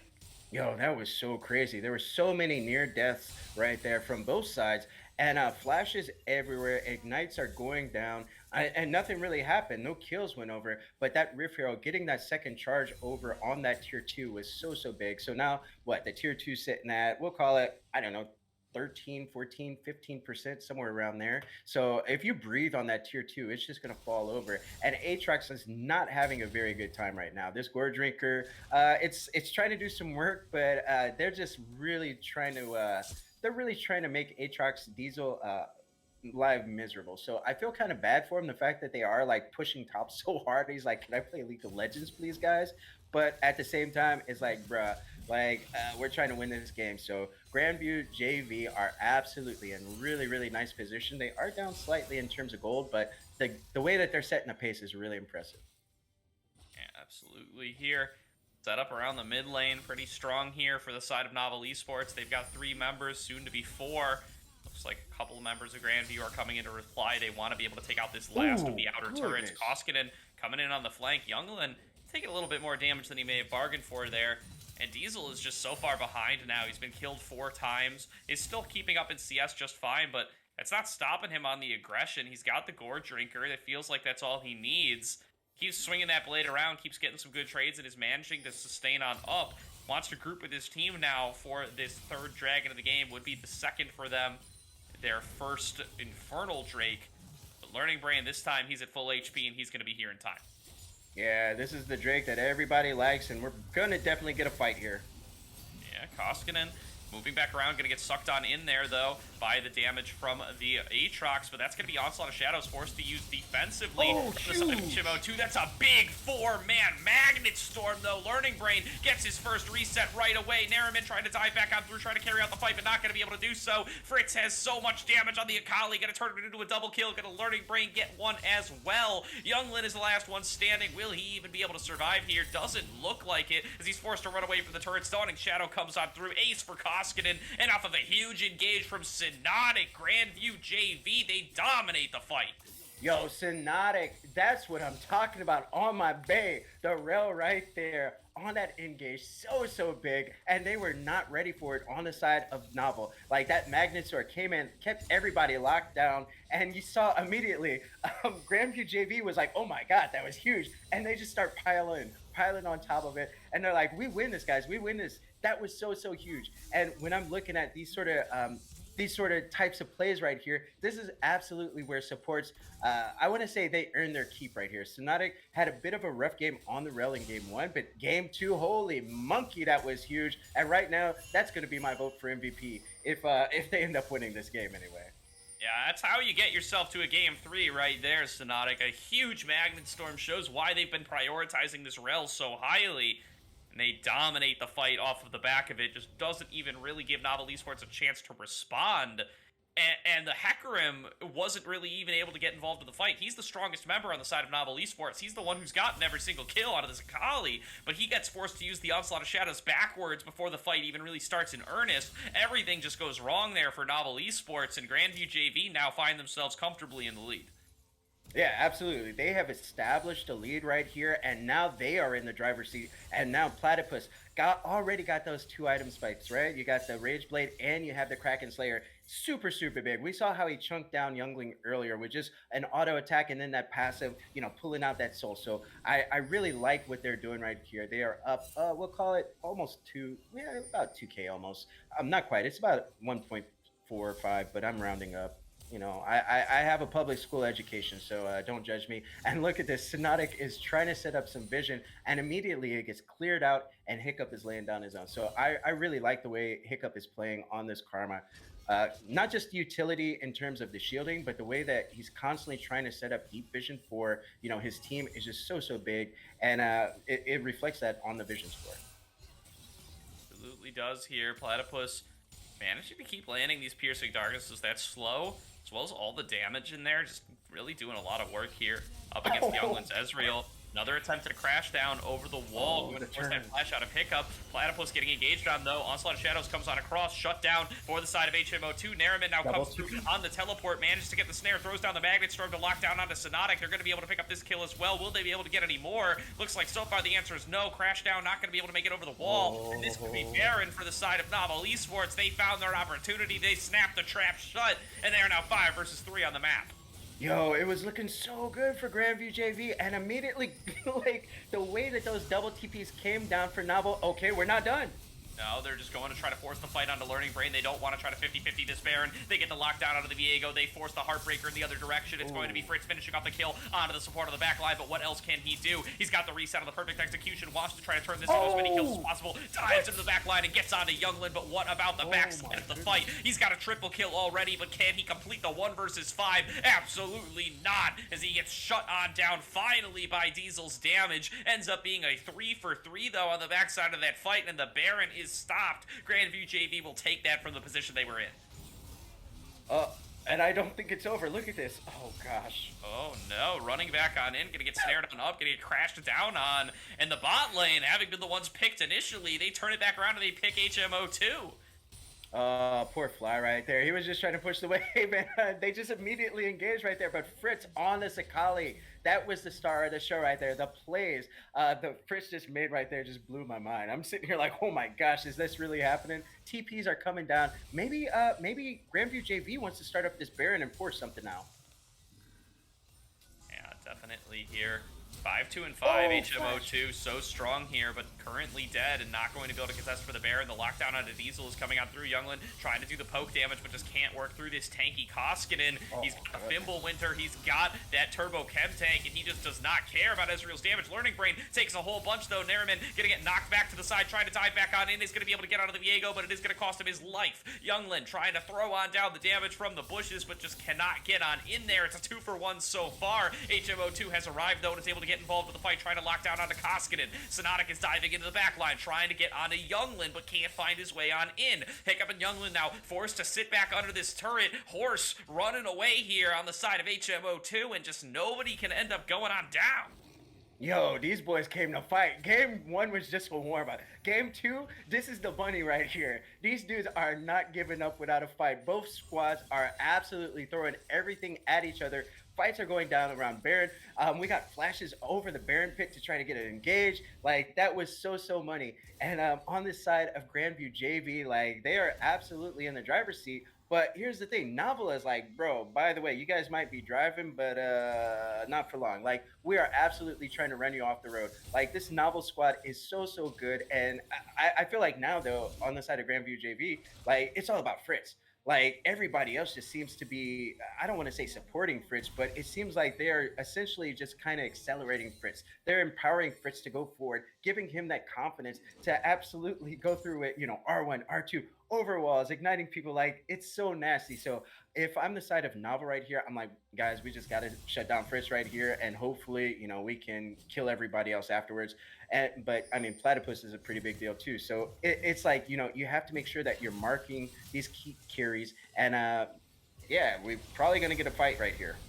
Yeah, it's going to be Onslaught of Shadows, kind of retreating, kind of engaging onto the side of Koskinen. Sonatic hasn't been able to get up into anybody, but it's the horse stuck on the wrong side of the wall. HMO2 likely going to end up going on down here to the explosive cask. Sonatic is going lower, but it's Koskinen into the back line, gets the lockdown onto Youngland. Dawning Shadow comes on through as well. Finally, Fritz is able to get on in there and finish him on off. Now the reset's coming on through for Learning Brain. Nariman is the last carry standing, but he's going to get locked down as well. This fight is all going towards Grandview JV. They've executed once again. They've stopped the engage, and they win it 5-for-2. Yep, they're not getting the dragon. Okay, so they look like they might be trying to turn for the Baron right here, which I'm fine with. Yo, after that crazy fight right there, Fritz popping off Platypus, absolutely doing so much deeps, and essentially like Koskin is, I just want to say he's just a tank. He's just there. He's just like, bro, like, hit me in my belly. I don't care. Like, it's all about Fritz and Platypus taking over this game. And yo, check this out. Learning Brain, once again, really strong. So I would say you legit have a Hydra, right? You got that Hydra. You got those 3 heads that are just super strong, and that is going to be the Baron picked up for the side of Grandview JV, and we got ourselves a game on our hands. Like, yo, do not turn it off yet, because guess what? I want to say Novel's not done. Like, I feel like after we've seen these couple of fights right here, I don't think it's over yet. Yeah, for sure here. And you called it there, Curse. If the game continues on as it started, it's Koskinen just baiting them in here to go in for these engages that just are not going to work out. He's just too tanky. He doesn't care that HMO2's diving into the backline on him. Looks like they're going to go for a flip on this Baron, though. Who's going to be ending up finishing it off? It is going to be Learning Brain. Now the dive into the back. Look at all this damage coming on through from the side of Fritz, but he gets shut on down. Youngland has too much damage. Learning Brain now is getting chased down as well. They've been able to pick up the dragon, but they've lost the fight on the backside. Finally, they work their way through the Fat Man, and they're going to get their way through the rest of the top side as well. Learning Brain falls on down. They're trying to trade for mid lane turrets. They're going to send back recalls to respond to that. Just a little bit of a fight back there from the side of Novel. You called it. They are not done yet. Yo, that is absolutely disaster for Grandview JV when they have this Baron buff, and okay, HM2 is in trouble. Yeah, he's dead. Once again, every time they win out a fight, it's HMO2 getting caught out just a little bit too far up. He's got 5 kills, but it does not make him invulnerable to these multi-man picks coming on through from Platypus and Sonatic. They managed to lock on down Hecarim once again here. The horse v horse matchup there between the Rel and the Hecarim. It's the Rel that keeps coming up on top later on. Yo, so essentially what, we have only 2 people with Baron now? I want to say, let me just make sure before. Yeah, so only 2 people have Baron at the moment. It's about to time out. And yeah, HMO2 Fly is I mean, all he's trying to do is just do regular stuff. He's like, oh, I'm just going to push this wave. I'm just going to lay down this ward. And it's like every single time, every single time people are just spotted and they're like, oh, we're just going to kill you now, bro. Like, you're free. So this is absolutely just really bad timing, unfortunately. It's not like he's making a mistake. It's just unfortunate, I suppose. And when we're looking at on the side of Novel right here, I feel like they are so scrappy. Okay, look at this invade.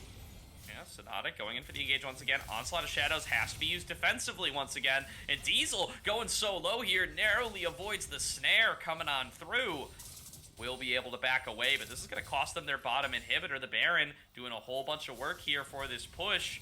Looks like Novel want to make a stand, but they just cannot get an opportunity in here. Nariman is 1v1ing with Koskinen up in the top side, and he is not winning either. Across the map, Grandview JV are taking control and are taking turrets. I really like the creativity that they're doing with this push right here. Like, Gragas rotating all the way up to the top side. Like, I did not see that coming. Like, why not mid, right? But you're doing a 1-0-4, which is something you don't see often. And the fact is, they're trying to get something out of this Baron. They're trying to salvage something. And look how tanky this Gragas is. Silas does absolutely nothing to him, and he's getting soloed up under tower. Yeah, it just does not matter here. Koskinen, so beefy, especially with that Drunken Rage going, can just keep standing under the turret, can keep trading with this Silas, and like, yeah, Nariman can regen back up with the Kingslayer a little bit, but he's just not able to stop the push, really. They're getting more and more damage on across onto this turret. Finally, though, they're going to send multiple members up here to try to respond to the Gragas. Explosive Cask knocks Diesel away, and that's going to be the escape from Koskinen. And meanwhile, in the bottom lane, Platypus pushing on the turret, knocking on the doors. Yeah, they're definitely going to get that, and yeah. Okay. So I just want to say, Kaskin on this Gragas, like, that was such a nice little outplay right there. Goes ahead, toss the explosive cast, and then what? Body slams over the wall as well. So like that was so clean. Get the phase rush proc to get out of there. Super clean. Nice job. And as we're looking at this, what, we got a minute and a half until the next Drake is going to spawn. That is going to be the Infernal Soul. So you know that Grandview JV is going to want that. And Koskin is just like, I'm gonna keep on hitting this turret as well. So that top side turret is about to fall as well. So if I'm looking at Grandview JV, I'm feeling pretty good about this. It's like, bro, excuse me, we got the bot side down. We got that inhib exposed. We can just breathe on that and take that. The Baron is going to be up in a minute 35-ish. So that's going to be the next win con right here. So you have a choice to make if you're either one of these teams. Are you going to posture in position for the Drake or for the Baron? Now, if I'm Grandview JV, I'm going for the Baron myself. And it's fine to give over one Infernal Drake or whatever, but we'll see how they end up playing this out, though. Definitely here, 48 seconds to go. This could be Infernal Soul for the side of Grandview. We'll see if that is what they want to prioritize. Taking control over this bottom side jungle, using resources to ward it on up and to make sure they're going to be able to see if Novel wants to contest them. It seems like they have this soul in their brain. They want to make sure they're going to be able to fight for it. So far, they're doing so successfully. The side of Novel Esports are entirely forced out of their blue side jungle. It's going to be very tough for them to contest without any degree of control over that area. Yeah, Grandview JV just basically owns this bot side jungle. Like, you cannot even leave your tier 3 at this point. Like, you can't walk through your jungle if you're decided Novel right here, at least the bot side anyway. It's all dark. They don't own it anymore. So it's going to be really difficult for them to navigate this next fight.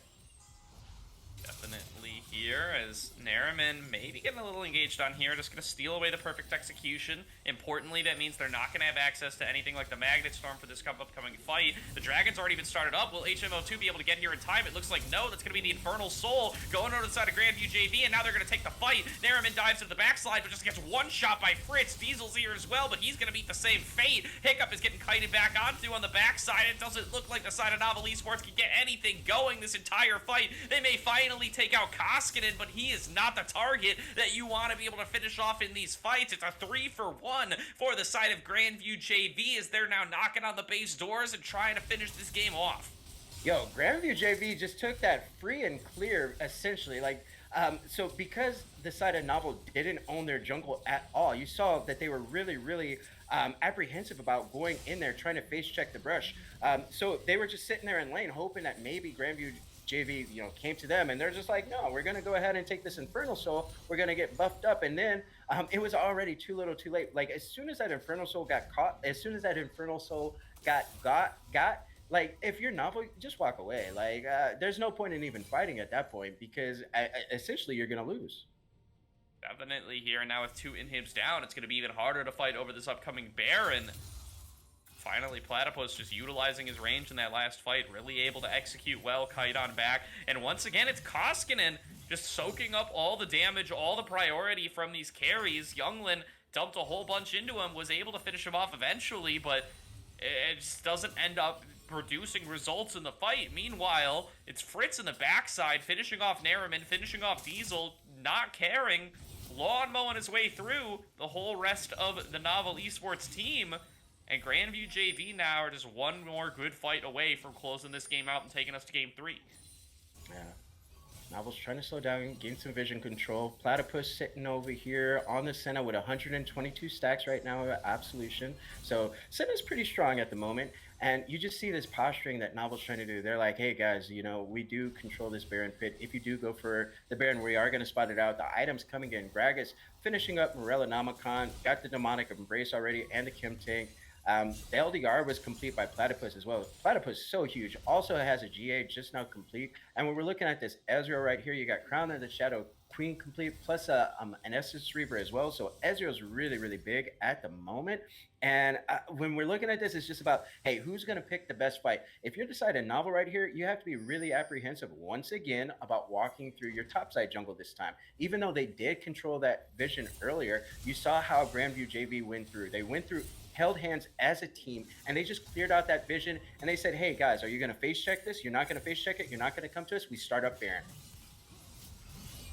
Definitely about to get started here. That's a nice engage coming through from Sonotic. That might be all it takes to be able to win this one out. HMO2 dives to the back line, doesn't end up getting anything, and ends up just losing his life. They finally get onto Platypus, but the Guardian Angel is going to res him right back up, and meanwhile, Fritz is able to just finish off the entire team. Gonna get the kill on the Hiccup here very shortly. Ends up giving it over to Learning Brain in the jungle, and a 5-for-0 ace, just like in game number 1, is gonna be how we close things out. No Baron needed. The Soul did end up coming on through this time, but Novel Esports now gonna be on the back foot. They're gonna have to play out this game number 3 as Grandview JV strike back in game number 2. Yo, I feel like that's perfect. Grandview JV striking back right there, 35 minutes right there. And yeah, Fritz on this Akali, you're going to have to ban that away right there, boys. Fritz on this Akali is a bit of a beast. Absolutely there, and such great work there in that game number 2. Showed potential in game number 1 on the Akali, where he was able to get a couple of kills in one of those turnaround fights. Was showing like he might be able to turn it around and carry the game. Didn't end up working out. And then in game number 2, he gets the early kills. He gets the snowball going. They play towards his lane with the Viego jungle, and now is able to just be this huge carry performance and is able to come on out and carry through the rest of the game. Diesel ending at 2-9-12 could not be successful with how many kills this Akali got early on, with how far behind he was put. And now Grandview JV are have the momentum in their favor and are poised to have a great showing in this game number 3. Yeah, and Diesel, it felt bad to get picked on like that right there on that AH Rocks, but Fritz though, putting up 34,000 damage, the most damage in the game. Ezreal was close with 31,000. Gragas, surprisingly, 31,000 out of the Gragas, who was building, I don't want to say full tank, it was hybrid. So he did have a couple of AP items, I want to say. I think he had 2. So super, super surprising. I didn't realize that Gragas could put out that much. Gragas absolutely out-damaged the Senna as well by about 3K. So it's really surprising how this happened, but hats off to Grandview JV squad. Like, they absolutely battled back after that game 1 loss. That was it was kind of brutal, and they were just like, you know, they just dust that off and immediately bounced back, and they just took it to Novel. Yeah, great performance from Grandview there in that game number 2. Now we're going to see how the adaptations end up working out for Novel now in game number 3. We're going to throw to a quick break here before we get into draft, but do not go anywhere. We're going to be right back to find out who's going to take this series at the end of the night. Everybody, panic! Hold on. I'm about to say something really cool. 3, 41, 9, and lift off! No one dies screaming without me. I feel like I forgot to shoot something. You're starting to bore me. She's such a loser, always ready to cry. Aw, come on. What's the worst that could happen? Welcome back, everybody, to week 1 of the Aegis Vanguard League, where Novel and Grandview JV are taking themselves to game number 3 here. Novel winning game number 1 on the blue side, and Grandview JV winning their blue side game as well. Now it's going to be Novel back on the blue for game number 3. Reminder that they are going to be down 2 bans for each game in this series due to their emergency substitution. Exactly. And I mean, when we're looking at Grandview JV, they still have 3 bans, and I think they're going to ban out the exact same things. They might leave one of those picks open, but I'm pretty sure it's not going to be the Jinx. I think they'll probably ban away. I'm pretty sure they'll ban away the Jinx, but I think they might leave the Caitlyn open this time. Yeah, they did ban away the Viego with their blue side ban in game number 1. Viego was really strong for Learning Brain in game number 2, where Grandview JV did end up pulling out their win. So would not be surprised to see that one get run on back here. I was curious to see if we see kind of any influence towards this Senna lane. It's been Grandview's bread and butter this series so far. They've gone in for it twice, paired it up with the Rel both times to varying levels of success. And there goes Novel banning it away here for game number 3. Yeah, the Senna in that last game in particular was pretty big with the amount of damage that Senna was able to do. Okay, Akali, and I was just like, we'll take that. Fritz popped off on it so hard in game 2. And yeah, so that's going to be a big pick over to this Novel squad. And look at this. They said, hey, you know what? We're just going to go right back to the Gragas as well. It's just a hover, though. So the Gragas did really well in that mid side. And the way that they swapped it around there, it really threw me for a loop. I thought it was Gragas top, and they're like, oh, yeah, by the way. And I want to say that he played the Gragas so well. Like, there was so much skill expression that he played it with. And yeah, I am definitely okay with this pick. Yeah, Koskinen had a great Gragas game in game number 2. And Learning Brain had a great Viego game, so it looks like they are getting ready to run that one back here. They're going to swap it over to Kai'Sa, though. No AD carries locked on in, no bot laners locked on in at all. And the side of Grandview JV choose to select the Kai'Sa here blind. I mean, I do feel like Kai'Sa is really strong, and the fact that Caitlyn and Jinx and Senna, those 3 have all been taken away, that means, hey, you know what? I think that they're basically saying, we know you're going to pick Ezreal right here. Obviously, you can pivot from the Ezreal. I don't like this at all, actually. Please don't like that. Okay, well, if I'm JV right here, I'm just saying, you know what? We're going to pick Nautilus Kai'Sa, and we're going to kill you level 1. All right, well, the Aphelios locked on in here. We'll see. The traditional pairing for this would be the Thresh. We'll see if that's what Novel wants to go for here. Not a lot else really stands out to me. I suppose the Lulu's unbanned, the Karma's unbanned. You could steal away the Nautilus, and that is actually what they're going to do here. Nautilus Aphelios going to be the bottom lane here for the side of Novel. And now what do Grandview want to take? Do they decide counterpick support, or are they going to try to take themselves a jungler here? You gotta believe the Viego is going to be banned away if you don't take it here. So if you want Learning Brain to run it back on that Shadow Isles King there, you're going to have to take it right here, right now. But instead, they're hovering this Morgana, and they will lock it in. I mean, so maybe this is like a flex sort of pivot to see if Novel is going to actually like ban away something like a Leona. Maybe they're saying like, hey, by the way, we have this Morgana right here. It's totally our support. Morgana Kai'Sa is not a good lane. It's not that great, especially when you're going into a lane that you want to kill. Like, you pick the Kai'Sa because you want to put out a lot of damage early on with those plasma stacks onto whoever it is. So that's why traditionally we see Kai'Sa paired up with full on engaged champs early on. And the fact is, Aphelios is absolutely pretty easy to blow up if you're the Kai'Sa, if you can absolutely get on top of them. The problem is, in this point, like, if you pair that with Morgana, obviously Morgana can't do the same sort of engaged all in like a Nautilus or a Leona. So hopefully maybe it's like a Morgana flex pick somewhere. And there goes that action that had been banned away. So, well, you had talked about it a couple of times, like being banned away. And now that it is up, this is the hover. This might actually get locked in. Yeah, it's a strong blind here. You could flex it between mid and top as well. The Morgana likely going to be in that support position as a counterpick to the Nautilus. Though, as you said, not the greatest lane pairing with the Kai'Sa. Should at least get her through that laning phase up against the big diver man.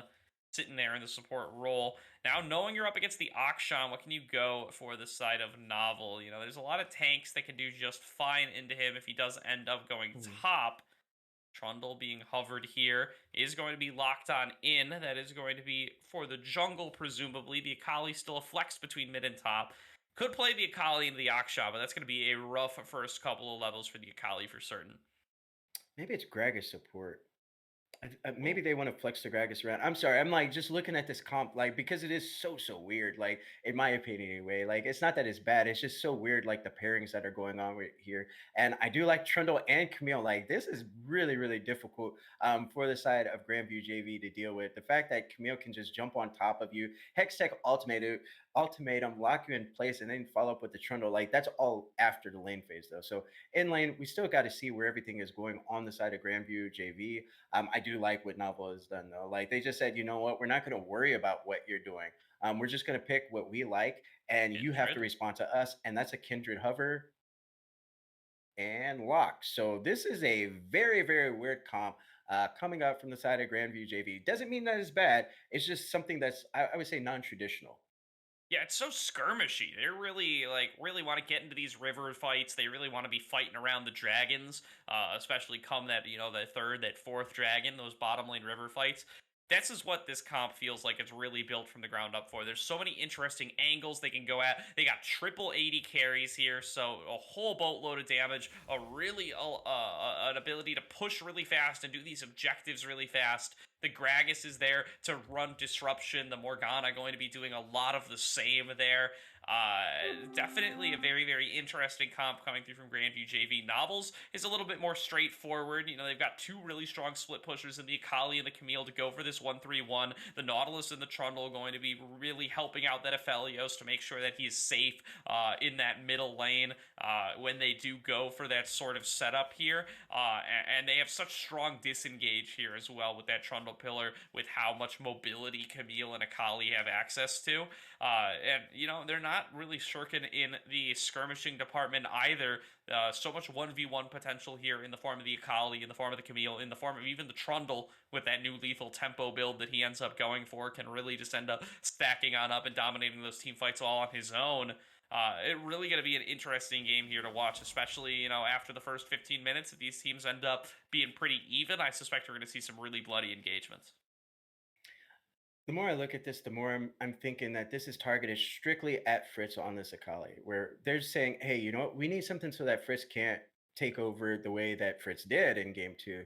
And, we saw how strong the Gragas was building tank and everything like that. Kaisa is a different story. It's not the same sort of immobile 80 carry like an Aphelios or a Senna or something like that. Kaisa does have some sort of mobility. And then you're looking at all these different tools like Morgana. It can't really lock her down or anything like that. If you do go in on Morgana, you're automatically going to get R'd up with those soul shackles. Akshan can just, essentially harpoon away, dash away from the Akali. Kindred has that Lamb's Respite, right? So all these tools I feel are in place to make sure that Novel can't pop off the same way they did in game two. And I think that's what Grandview JV is going for in this. At first, it started out like something different where they're like, oh, well, maybe we'll do something the same way we did in game two. But then they just pivoted. They were like, you know what? We're not gonna do that necessarily. We're gonna have to do something else because the Akali pick was it was so strong. Yeah, and really excited to see Platypus and Sonotic now busting out this double range bottom lane. Yeah, Kaisa Morgana, it's not really a thing. It's not the strongest of lanes, but it at least gives them a little bit more autonomy and a little bit more ability to play out in this 2 versus 2. We've seen 2 games of Senna Rel out of them so far, and you're just really being dictated to in that lane. You're reliant on mistakes from the opponent and just playing on the backside against pretty much every single matchup.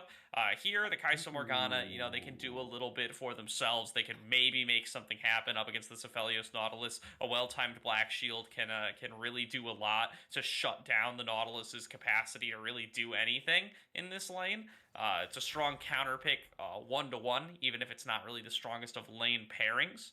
And then eyes are going to be on Fritz as well. He's had a couple of really great Akali games. Even in the loss, looked pretty good on that champion. And now with another big skill expressive carry in the top lane in the form of this Akshan, going to be facing down Diesel's Camille. Should have a strong early laning phase there. Curious to see how he's going to be able to execute that one. Yeah, that's the matchup I want to see. Like, as soon as I saw Fritz on that action, I'm like, oh snap! It's not going to be a Gragas or anything. Like, Fritz is absolutely trying to like win this one, and yeah, action is just so strong, so annoying to deal with. Camille's pretty annoying too, though. So it might come down to jungle pressure. And when I'm looking at that, I mean, Kindred kind of sort of can gank early. Trundle can kind of sort of gank early. It's not necessarily a huge lockdown CC that's going to be coming out of him. Maybe creative pathing will come into it. You know, wraparound ganks, those sort of things definitely can make it tough, whoever is overextending. And then, I'm just looking at this. I'm like, man, like if Akshan pops off right here, Fritz is like MVP of the series for sure, though, because you don't really see this happen too much in competitive. Although Akshan has like been picking up a lot of steam recently, and I just want to say Platypus and Sonotic on this bot side. Like if they win this lane, like yo, hats off to them because this is not an easy lane.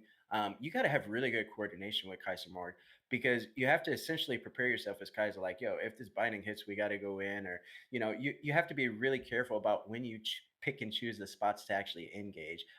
So yeah, this is definitely a skill sort of matchup coming out from the side of Grandview JV. Yeah, and then curious to watch Learning Brain on this Kindred. Kindred been a champion that's been pretty out of the meta for a pretty long time now. Very reliant on those marks, very reliant on getting priority. Will have the Akshan to be able to do that. We saw Koskinen's Gragas in game number 2. Should be able to get the push up against the Akali as well. So they're set up to be able to go in and get Learning Brain his early stacks and get him rolling. You need 4 on the Kindred until you get that first ranged upgrade and really become a real champion. So definitely going to be a mini game that both of these team comps are going to be looking to play towards. It's going to be these Kindred marks. Curious to see where they land and how both of these squads manage to navigate around them. HMO2 has gotten himself off to very strong early leads in both games so far. Just didn't end up working out for him on the Hecarim there. Didn't have enough gym badges to make that fly work quite yet. We'll see if in this game number 3, though, the Trundle ends up being the recipe for success. Yeah, you know what? You just read my mind because, like, that's absolutely the same thing I'm kind of thinking. I'm like, yo, like, if this Trundle pick can get ahead, or like, even if it goes super late, like, Trundle is such a pain to deal with, right? Like, the way he just saps away all your stats like that. Well, not all your stats. I'm exaggerating that part, but um, A lot of stats, though. yeah, I feel like he can cause a lot of problems to this sort of really squishy sort of team comp, like outside of the Gragas anyway. Like there's going to be a lot of problems. So you essentially what you just are the Gragas. You like can just burn him down, right? Like, am I wrong here? I don't think so. Like you just are the Gragas if he's building tank, and then you just run onto whoever is close, whoever you pillar onto. So I think the Trundle pick is absolutely really smart. Coming out from the side of Novel or Novell, however you want to say it. And Diesel on this Camille pick, like I kind of wanted to see Diesel on something like a Camille in game 2, actually. Like I was surprised when we saw that AA tracks come out. And into Fritz's Akshan, I still feel like HM2 Fly should probably be looking topside, but once again, bot lane is probably gankable as well if ever Kaisa, pushes past this river and everything. So Youngling might be getting fed here on this Aphelios, possibly. I mean, Hiccup was looking really good in game 2 as well. Actually, all 3. Well, the past 2 games, Hiccup has looked really good. Unfortunately, it just didn't win game 2. So, yeah, we're about to get into this. So, yeah, we're going to throw it to a quick break here. Get loaded onto the Rift for game number 3, but do not go anywhere. We're going to find out here if Novel's going to take this series or if it is going to be Grandview JV, starting off the league at 1-0. We'll be right back.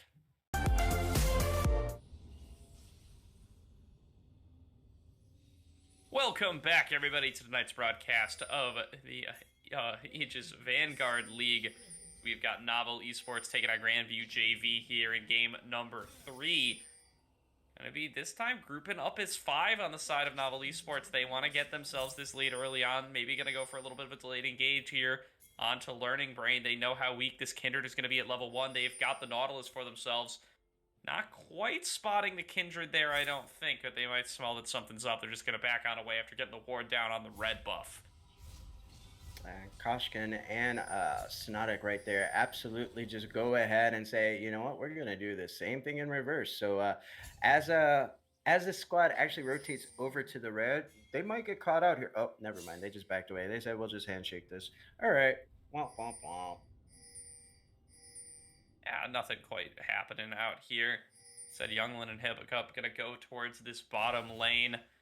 Set up for success here up against the Kaisa Morgana, I would say. Feels like it should be an easy matchup early on. Fritz actually, Ooh. as the, who started the red ward? I think it was Sonotic. Ends up throwing that one down, clearing out the ward. Is going to have that 1 CS advantage. Will be able to get to level 2 a little bit earlier than Diesel. We'll see if that ends up mattering here. That Akshan, we know how powerful it can be, especially in the early levels.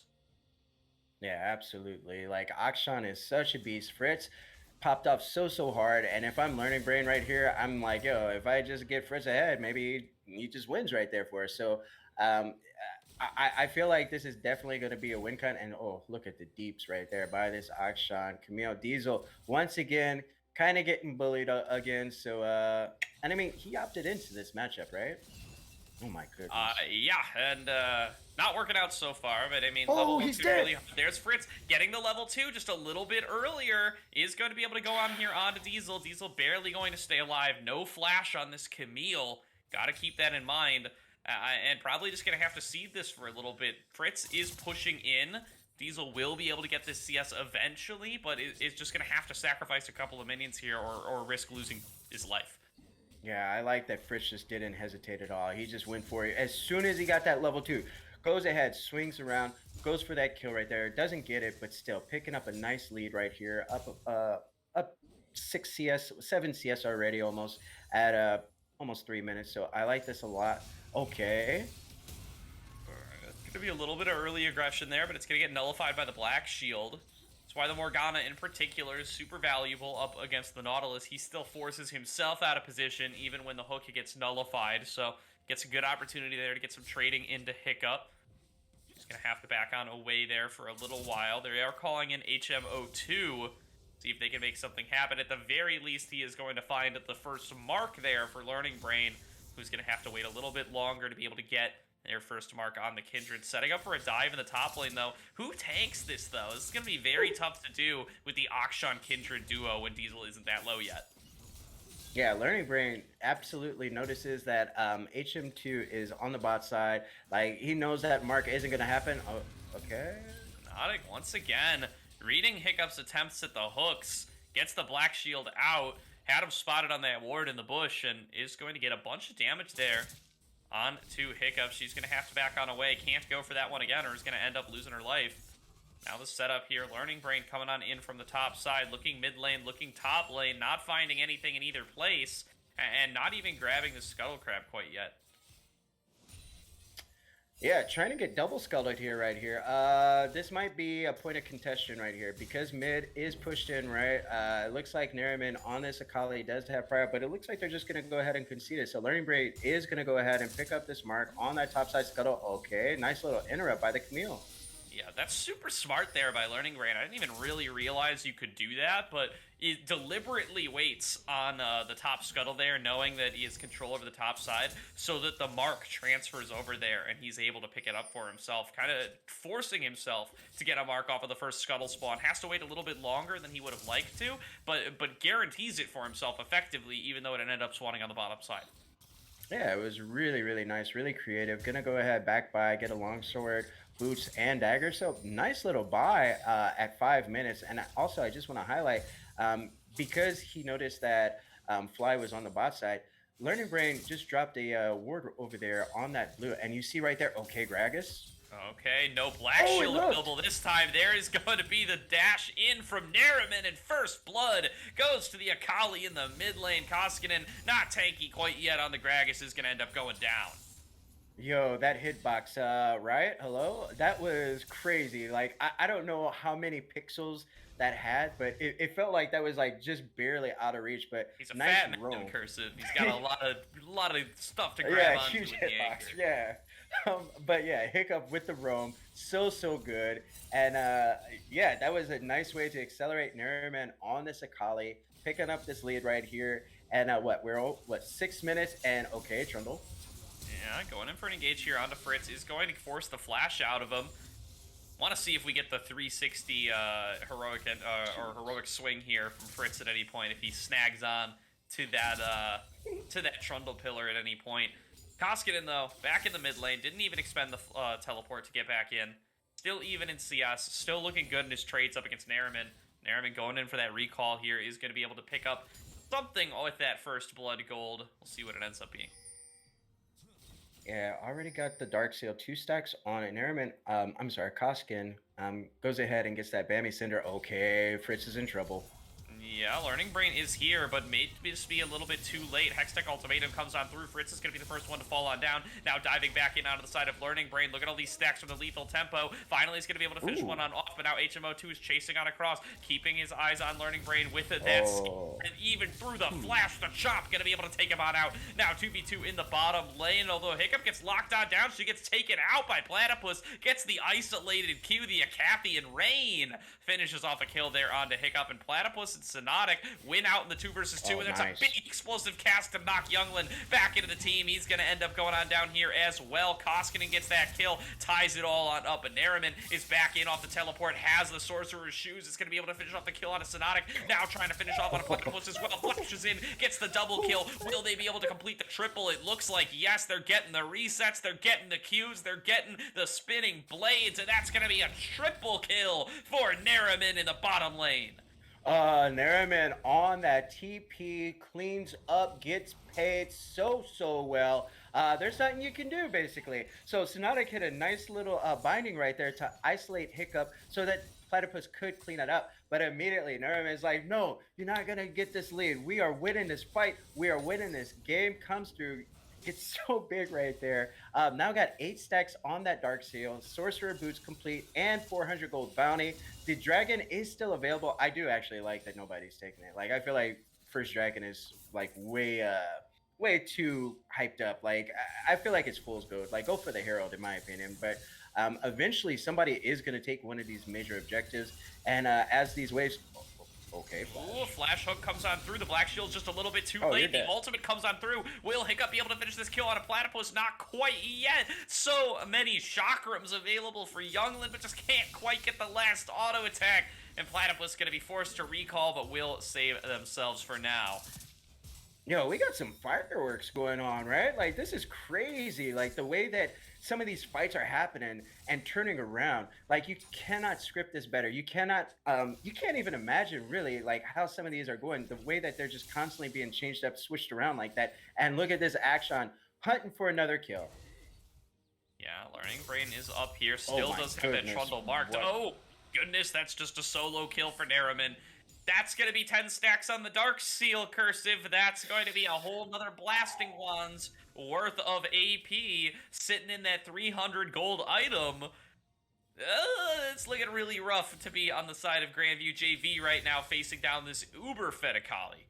Yo, Nariman is just looking at Fritz right now like, yo, bro, like, you see what I'm doing, right? You can't do this. Like, I feel like this is just such a flex right here by Nariman to say anything you can do, I can do better. And yeah, it's working so far. So if Nariman keeps this up, it's going to be a huge point of pressure, huge win con. I mean, he already is a huge win con for this team. And the way that Hiccup is playing on this Nautilus, you know, trying to force these engages, I like it a lot. And when we're transitioning out of this lane phase, like that wombo combo between them, I feel like it's going to be a big deal.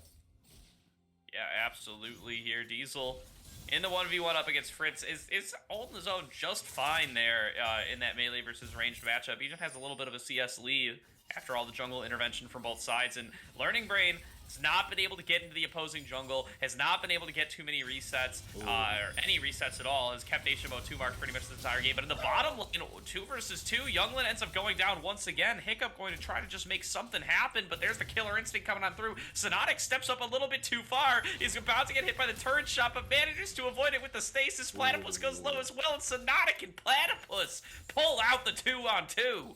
Yo, that was so clean. Sonotic was hiding in that brush forever, and the moment that Hiccup just barely misstep right there, you immediately saw Sonotic go for it, pop those soul shackles, blow up Youngling right there, and immediately they turn it around, and that was so big.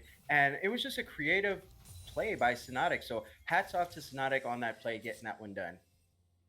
Two-level lead for Nariman in this mid lane, by the way.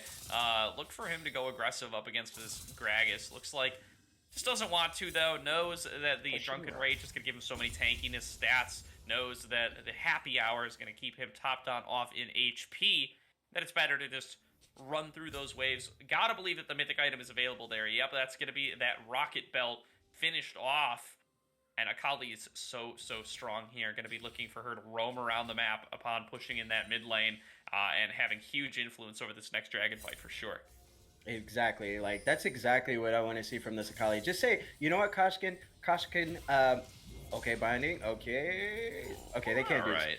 this. I want to see Nariman roam even more now. Like, just push it in with those Qs. You just push in the wave and immediately go either top or bot, either one, and yeah, I feel like it'll work out good. And here we go. Nariman's actually roaming to this bot side. Let's go. Fight getting started. They're going to look to force back Sonotic. Nariman dashes over the wall instead of going in for the dive, and that might have actually cost them a chance to make something happen here. Nariman was behind them in the jungle, ended up tumbling over the wall. He saw the fight start going a little bit sour, and that means that it's not going to be a chance for Akali to make anything happen. Going to just return to the middle lane. Akali's crazy going back in right there. Oh, it's not over. Oh my goodness, the dive gets attempted here. Hiccup has been tanking for so long though. She takes 4 turret shots and ends up going down. Platypus picks up that kill now. HMO2 up a little bit too far as well, getting chased down by Sonotic and Platypus, but here comes Nariman. It was all a bait for the Akali, who's about to go in with the killer instinct, finishes off 1 kill. Now trying to finish off a second one there. Perfect execution onto Platypus. It's a 1-for-1 so far. Will Nariman be able to find anything else? Looks like the answer so far is going to be no. Although now going back on in towards Koskinen, dodging out on the Dark Binding, looking to keep the fight going. In the top lane, meanwhile, Fritz is locked by Diesel's Hextech Ultimatum in the 1 versus 1, even through the flash. Diesel gonna be able to take the solo kill. Diesel just outplayed that so hard. Like, that was such a nice flex. Times that so well. So the Hextech Ultimatum comes down. Fritz is trying to get away right there, right? Diesel's just like, bam, presses R, and wow, we got another fight going on over on the Rift Herald. Yeah, Learning Brain will be able to pick up that Rift Herald. Maybe he was thinking for a second there, do I dance some arrows over the wall and just leave the Herald behind? No, I'm going to try to pick that one up and see if I can escape with my flash. It is going to be able to do it. 2 levels down on the 1v1 to Diesel. Pops the ultimate, pops the flash, but manages to get on out with the Rift Herald and with his life. Yo, it's not over. This is a bloodbath. This pace is absolutely crazy. Look at this Trundle caught out.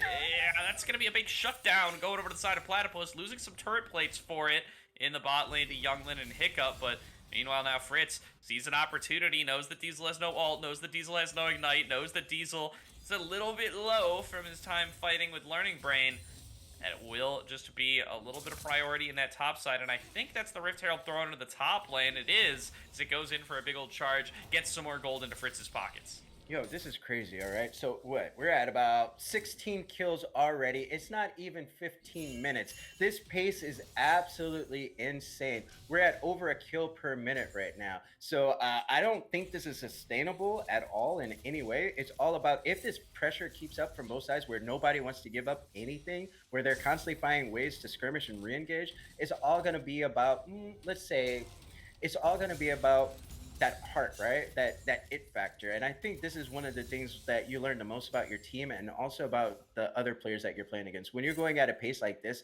that is something that you don't practice that often as a team. And I love the way that they just converge right there to pick up this dragon, make sure that there isn't going to be any sort of fight breaking out that they can't handle. Nice job right there. That's how you make sure you get that dragon. And it is going to be that mountain dragon coming up. Yeah, something to keep our eyes on, though. Despite the high pace of this game and all the kills going on through, it has not translated into kindred marks for Learning Brain. Still just sitting on 2 marks. Remember, the number you're looking for is 4. Everything after that is just gravy, but 4 is what you really need until you have enough range to really contest with, like, real 80 carries. 80 carries that play in the bottom lane, 80 carries that win their team's team fights. Meanwhile, though, the top lane, that's going to be Fritz and Diesel in the 1 versus 1 yet again, but HMO2 is going to interrupt that one, turn it unfairly in Diesel's favor, and Diesel going to complete the kill. Fritz ends up going down once again for another kill to the side of Novel Esports. All right, so now I see why Diesel did this. It was rough on the first like 2, 3 levels or whatever, but once Diesel got level 6, we saw how this matchup can go if you play it well. And once again, Diesel just outplayed Fritz. I mean, I'm sorry to say, the way that essentially Diesel is stopping Fritz's mobility right there in this tracks, like it's so crazy. Yeah, definitely here. Done a lot here on the Camille to shut down this Akshan. And you know, just had a great performance all around thus far. I don't think this has been banned away in previous games. But meanwhile, in the bottom lane, they're going for the lockdown on a Platypus here. Looks like the Black Shield's not going to be available. Youngling going to be able to finish off that kill in the 2 versus 2. And now Nariman has arrived on the back of the teleport. Going to be able to use the perfect execution to take out a second one. Goes godlike there to take out Synotic. Now Nariman sitting here at 7-0-0. Hasn't upgraded to the Magi's quite yet, but maybe he's going to start thinking about it now. It's just so many kills have ended up going into this Akali and has such potential to now run away with this entire game. Learning Brain is here, going to get engaged on by Hiccup. Nariman finds himself in a 2 versus 3, just going to dash back over the wall. Hiccup just trying to stay alive as long as she can. She will end up going on down here, though. Learning Brain going to pick up that kill. But once again, it's not going to be any marks. The marks are on HMO2. Hasn't moved off of it quite yet, and so still just 2 marks on this Kindred. Yeah, I mean, Kindred is definitely behind, but Nariman, this Akali, oh my goodness, like every time it seems like this Akali is going to drop, find some way to get out of it, right? And Diesel on this top side is really having a nice showing, right? Like game 1 played a tank, game 2 kind of got smashed with the AAA Trox pick, but this Camille pick, okay, Ultra Instinct. Okay, doesn't stop the hook shot though. Hook shot still coming on through. Diesel trying to run away. The supercharger though, Platypus flashes forward to go for the Void Seeker. Will they be able to finish that on off? One more auto attack is going to be able to do it. Hextech Ultimatum comes on through, but only really buys a second. Big shutdown going over here, but Nariman finds his way onto Fritz, and this Akshan is not getting out of here, man. That's a legendary trigger for the side of Nariman. 8-0-0 on the Akali. You've heard me say it before, I'm saying it again. Running away with it. Yeah, Nariman is a beast right now. Nobody is safe. Everybody is on the menu, and Nariman is hungry. Correction, Nariman is fed, and Nariman still got some appetite going. So this is absolutely the win con, and I want to see where they're actually going to move this Akali around to, because wherever Akali goes, that's where you win, right? You want to roam with Hiccup, set up vision, do it with Akali. You want to set up for an objective, do it with Akali. Like, I just feel like, okay, Akali is going to go ahead and finish a Shadow Flame for the second item, which I dig, which is awesome, actually. So this Akali is at 2 items. I don't think, yeah, nobody else is even close to where the Akali is. I don't know how you're going to slow down the pace of this game. Essentially, all you can really do is just say, you know what, guys, if we see Akali, we can't fight. We can fight as long as we have eyes on Akali. So if Akali is on the bot side, okay, we can fight mid or top. If Akali's top, we fight in the lanes wherever Akali isn't. Like, and also make sure that they are tracking, which I'm sure they are doing. Make sure they're tracking the TPs, because if Akali ever TPs in, you just have to run. Nariman misses one Q there, but it's just going to take this 2 versus 1. Does have the perfect execution up here soon. Can he one-shot the Kindred? Is not going to go for the risk. Knows that ultimate, that Lamb's Respite, is available, and so is just not going to dive any farther. Probably the wiser choice, although not the one that everyone's hoping to see at home. But now will there be a chance for an engage here? It's pretty far up. Synotic is waiting in the bush, though. Comes on out. Black Shield going to get popped away. Nariman dives back on in, though. Gets knocked out of the smoke screen by that explosive cast, but not enough to get an opportunity to dive back on in. Diesel is teleporting into the fight. There goes that Lamb's Respite to try to keep everybody alive. HMO2, the first one to fall on down. That's going to be a mark going over to the side of Kindred. Nariman is still so low. Has no ultimate. Doesn't have an opportunity to go on in. Double kill for the side of Platypus. Fritz dives into the backside. Here's going to be Youngling coming on through, does have access to plenty of damage, does have those chakrams available along with the Moonlight Vigil, doesn't go for it. Instead, they're just going to back on away. They're going to cut their losses. Platypus dives on in, gets the shutdown, 700 gold into Platypus's pockets. Finding the opportunity with the Void Seeker onto Nariman, and now Platypus is fully in control, 8-3 on his own right. Maybe has the opportunity to carry this for the side of Grandview. Yo, that was so crazy. Like, that was only, I don't know what to say. I'm at a loss for words right there. So essentially what happened was Nariman got bursted down earlier in that really long drawn out fight, right? and essentially they had to back away. They wanted to back, and everybody else on the team was like, "No, let's go forward. We can fight this. We can fight this." And I feel like Nerman was just like, oh, "Okay, I'll try to contribute. I have like 20% HP right now, guys, but we'll try to do this." And it did not work. So yeah, that was one of those things where Nariman just got poked down a little bit too much, and nobody else on the squad actually has the same sort of kill pressure that Nariman has. And you saw right there, Platypus made so many good plays. Also, I want to say Hiccup made some really good engages, but Platypus right there hits that W and immediately goes in, gets paid. And now this Kaisa is really, really big at 831. Gus and Asterisk 2 complete. Also picked up a 400 gold bounty on themselves as well.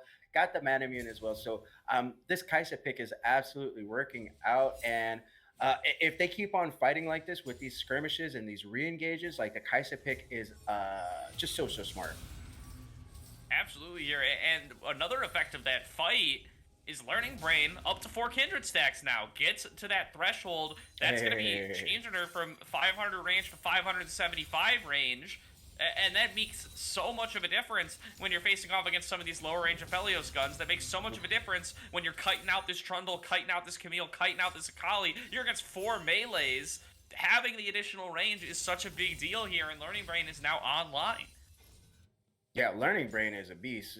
So the fact that you're going to be basically the hyper carry for your squad, like if Learning Brain can get, I would say at least just 1 kill in whatever next team fight happens, I think the Kindred would be online and a legit threat to almost everybody on the side of Novell.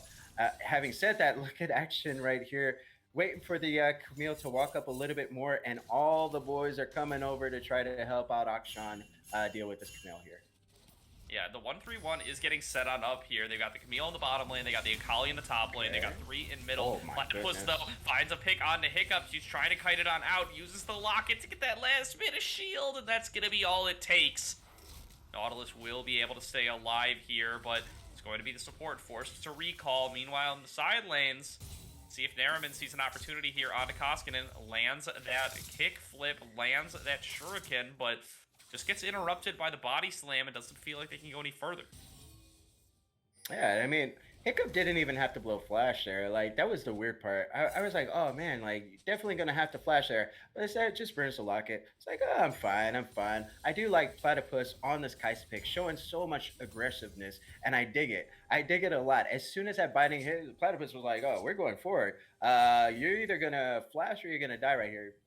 Just burn the locket, but it was pretty dang close, right? And if this keeps up, I feel like I don't want to say that Platypus can take over the game, but it's definitely going to be somebody that they need to make sure that they're pinging, targeting, marking, and tracking in general. Like, I feel like if you take out Platypus right now, just same thing with Nariman on the other side. If you take out either one of these carries, I feel like your team just basically wins. Definitely here. There's a lot of different damage threats on the side of Grandview here. So, you know, Novel can get their focuses kind of split here in some of these fights. They have a lot of damage themselves. They have a lot of ways to take out these carries. But, you know, Platypus is really mobile here with that killer instinct. Has the Flash 2, has the Supercharger to just run around, kite around the sides. Has Koskinen for the front line. Has Fritz to be a distraction, effectively, on this 0 and 4 Akshan. And that's enough to be able to navigate these fights, and additionally the Lamb's Respite to keep them alive, to even the odds if somebody's getting picked on off a little bit earlier. The recipe is there. You just need to be able to execute at a super high level to make this 380 carry comp work out. Yeah, and we got 30 seconds on this dragon, and yeah, this 380 carry comp, I mean, it struggled a little bit in the early game, and I mean, the Akshan pick, I would just say Diesel just outplayed it, to be straight up. Like, I feel like, I don't know if anybody else can come in and play the Camille the way that Diesel did, in the manner that they did, to make sure that Frisk got out of there. TP's out just to make sure that they're able to respond to this dragon that's about to come up here. So you can flip across the map if you land that. I was thinking that was going to happen. There is no maximum range. You can follow it wherever it goes. Doesn't end up landing it, though. Doesn't end up having the opportunity to chase Koskinen all the way over here. Instead, gonna have to use the TP. Fritz sees it coming on through, but they want the fight anyway. There's the dive in from Platypus, gets immediately knocked on up, though. There's the Moonlight Vigil landing as well. Younglin is racing in the damage from the side here. Learning Brain gonna be forced to throw down the Lamb's Respite to save himself from Nariman, who's waiting for that timer to run on out. Immediately get themselves a double kill, but is low on HP. As a 2-for-1 so far here. Fritz looking for the shots, gonna get blocked away by the side of HMO2. Platypus still at pretty comfortable HP, trading with Younglin here, who's just shooting back and forth along with the Kaisa. Gonna be Nariman forced into a recall here. The blue turret ends up going on down to the side of Grandview JV. They have control over the Dragon as well, unless Diesel finds a place into the side of Koskinen here. Just one-shots him with that Q damage, but Platypus is still left alone. Diesel needs to find a way onto this AD carry. Finally, he's gonna be able to do it with the help of Younglin there. The red and white guns do so much there. The chakrams rip through the side of Platypus, takes him on out of the fight, and now it's gonna be Dragon coming up for the side of Novel Esports.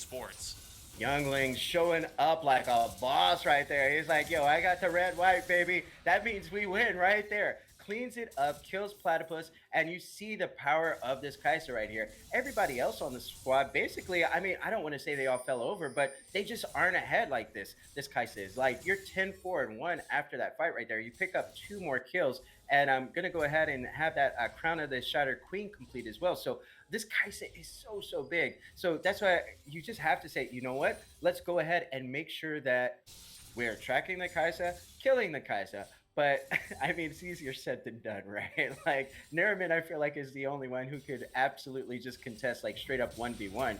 But if it's Youngling coming in like with those red white guns again, like yeah, he could probably do it as well. So it's going to be really interesting going forward. The Baron is available now. We got 2 dragons each, a lot of different items coming in. The Gragas getting tanky, but only 145. And as we're looking at this Baron, I just want to see who's absolutely going to be setting up vision control together, who's going to be holding hands together, trying to set up some of this vision control around this Baron, because the next big fight, it's either going to be A, once again, I know I said this in game 1, but either A, you just win the game, or B, you get the Baron. Subjugate goes down onto Koskinen, not so tanky now, as Nariman just tears through that Gragas, and now the depth charge landing on a Sonotic. Shuriken flip goes over the wall. It is going to be Nariman going for it, but just gets one shot by. The damage from Platypus on the other side. Diesel, meanwhile, is locked in a 1v1 with Fritz, who should be able to finish this one on off, chopping him down with the sword legs, going for that extra precision protocol. There's the Lamb's Respite, trying to stay alive. Diesel has finished off the kill on a Fritz on the opposite side of the map, but Platypus is carrying through the fight. Finally, though, Younglin turns it around, switches over to the Infernum, and finishes off the kill. Learning Brain and Sonotic, the last 2 standing on this side, have been able to take the fight. It's been a 2-for-3 up on the top side, matched by a 1-for-0 on the bottom.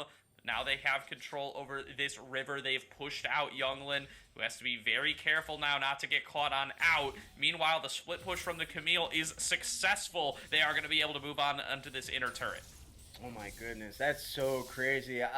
Who won the fight? I don't know. Like, that was so crazy. But Camille says, you know what? I at least won this side down here, and I'm going to get a turret out of it. And going forward, oh my goodness, the burst damage with that Divine Surrenderer is so big.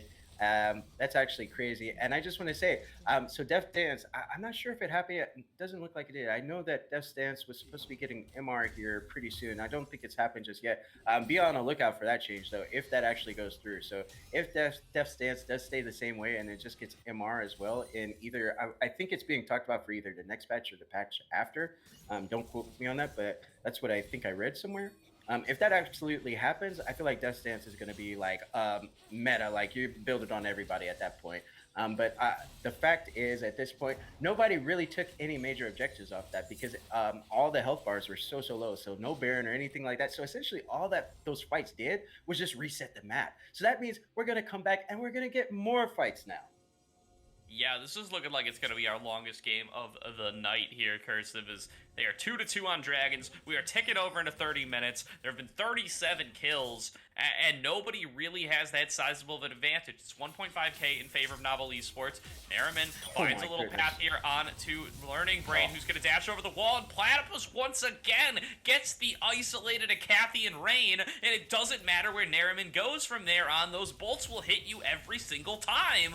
And Platypus gets the kill, and they can just start up the Baron off of that. Yeah, I think this is just going to be a free Baron. And if you're wondering, as a viewer, if you're wondering like what just happened right there, so Naraman understood that, hey, you know what? I am super strong right now. If I 1v1 anybody, I win, but there's no vision. And we're getting a fight now. All right, they're gonna take this fight 4 versus 0, or 4 versus 5, and Platypus already is one shot out of the side of Hiccup. They're gonna finish off Younglin as well. HMO2 gonna fall too. They've only lost Koskinen for this. Diesel diving on through, has the Hextech ultimatum. Doesn't matter, and that feels like it was a little bit of desperation there, Cursive. They take the 4 versus 5 after the Baron's already down, and Grandview just wiped that fight. Yeah, like I talked about this in what, like minute 10 or something, where when the pace is so hectic, you learn a lot about your team. You're going to learn so much about your team and your mental, and also about the team that you're playing with and playing against. And the fact is, on the side of this red squad, like they are just taking it to it, and they're capitalizing on the mistakes, the turnovers that is happening on the blue side. So it's super weird that all this happened when the Baron already was down. Like all you had to do is just be like, oh, you know what? Naraman's already dead. Baron's gone. We'll just walk away. But no, they opt into that fight and they pay for it so hard, and they lose the maximum, right? They lose the Baron, they lose all their lives, and they're going to lose the dragon as well. So this is going to be a huge push coming up. And at this point, you can't split push anymore. You just have to group and hope that you can wrap around with flanks and try to create something out of this Baron push that's about to happen. Yeah, absolutely here. And an interaction that we keep seeing here is Platypus is just so strong and has so much AP built up on this Kaisa that the damage is nearly one-shotting Naraman's Akali, and a lot of it's not super avoidable. The mobility isn't really enough. All it takes is one Void Seeker landing, and Platypus can chase you on down, and the isolated Acathian Reigns deal a huge amount of physical damage. They scale with AP, though. You know, it's, I think the damage amps up to, I'm checking on here, you fire 12 missiles with that, and each missile does 322 damage. They only deal 25% when you get hit by additional ones, but that's a boatload of damage. If you get Platypus isolated, it's well over 1,000, and Naraman just gets one shot by it even in the cloud. Right. So yeah, Naraman was trying to go for a pick right there. Unfortunately, because they didn't have any vision control of that top side, it was just poor timing. Unfortunately, like because everybody just collapsed right there on Naraman and blew him up. And then on the Baron, it was almost the exact same sort of scenario where Platypus is just like, you know what, you're the prime target right there. I am optimized to just one shot you down to give you no shot to be able to do any sort of perfect execution mumbo jumbo. And okay, let's go. They're picking on Naraman. Okay, Naraman commits the flash right away this time, dashes over everybody, saves his own life, but what do you do now? How do you play out the rest of the fight? You've just had to use perfect execution. HMO2 getting caught under the turret, getting chased on down. There goes the ultimate from the Aphelios to try to soften him up a little bit. Koskinen gonna get melted on through. Fritz is arriving here, but it might be too little too late. Flash in from Younglin to take out a second target. No Lambs responding to use this fight, but the double reset comes through from Akshan. That's going to res up two of the teammates who are going to start teleporting in right away, but they finished off the kill on a Platypus. It might just be Koskinen losing his life twice in one fight here off of that res. Learning Brain is coming out of the base, but that's a huge double kill picked on up for HMO2, and it ends up being, actually should have been an ace. It was a 5-for-1 there, or 5-for-2. One for the side of Novel Esports, but the res comes through from Akshan, put Learning Brain and Koskinen back on the map. And it means Diesel might be getting a little bit caught here, trying to escape, trying to kite it on out, but will get finished off by Learning Brain. Now Hiccup dives on in. She's going to get finished off as well, as Learning Brain is just turning around this fight, dashing on through with the dances of arrows, gets a double kill. Naraman, will this be the chance he wants to go on in? There's no Platypus to one-shot him this time, but will not follow it up. Yo, this is so hype right now. Like, what? I don't know if my heart can take this anymore. Like, the back and forth that's going on, the way that just played out, like, who would have saw, you know, younglings showing up and just taking over that fight? And eventually they do get Platypus down and everything. but then you know what? There's still more re-engages, and here goes another re-engage. Oh no, What? but it's Learning Brain. He's so strong here on this Kindred. You're not getting the drop on him. He's got the front line in the form of Koskinen to lock him on down. Youngland now down for 50 seconds. Oh my HMO2 goodness. gonna join him, and that's a minute now where all 5 members of Grandview are up, and they can just push on into the base. The game might end off of this. Diesel is just respawning now, but HMO2 and Youngland are so far away, and they have so many tools on the side of Grandview to keep this push going. Yeah, Grandview's going for the end right here. They're definitely limit testing at this point. I mean, it's all going to be over here. Just Novel Esports with multiple unforced errors. Walks into Grandview, loses out on the fight. Nariman gonna try to turn this one around though, dives into the backside. There goes the Lambsware spike getting thrown up down. A nice explosive cast, gonna knock the opposition out of it, and they trade 1-for-1 there. It's gonna be Learning Brain falling on down, Diesel on the other side. Nariman hiding out in the base, trying to regen on up. Youngland respawns, going back up in, throws down a huge Moonlight Visual, but it's too little, it's too late, and it's the game win for Grandview JV. Yo, what a comeback by Grandview JV. And yo, we end up tied up in terms of kills. And these guys got blasted in game 1. And then they come back game 2. Such a nice job by Fritz. And now in game 3, Platypus just takes over, carries them to the promised land. GGWP, what an exciting game. What an exciting series.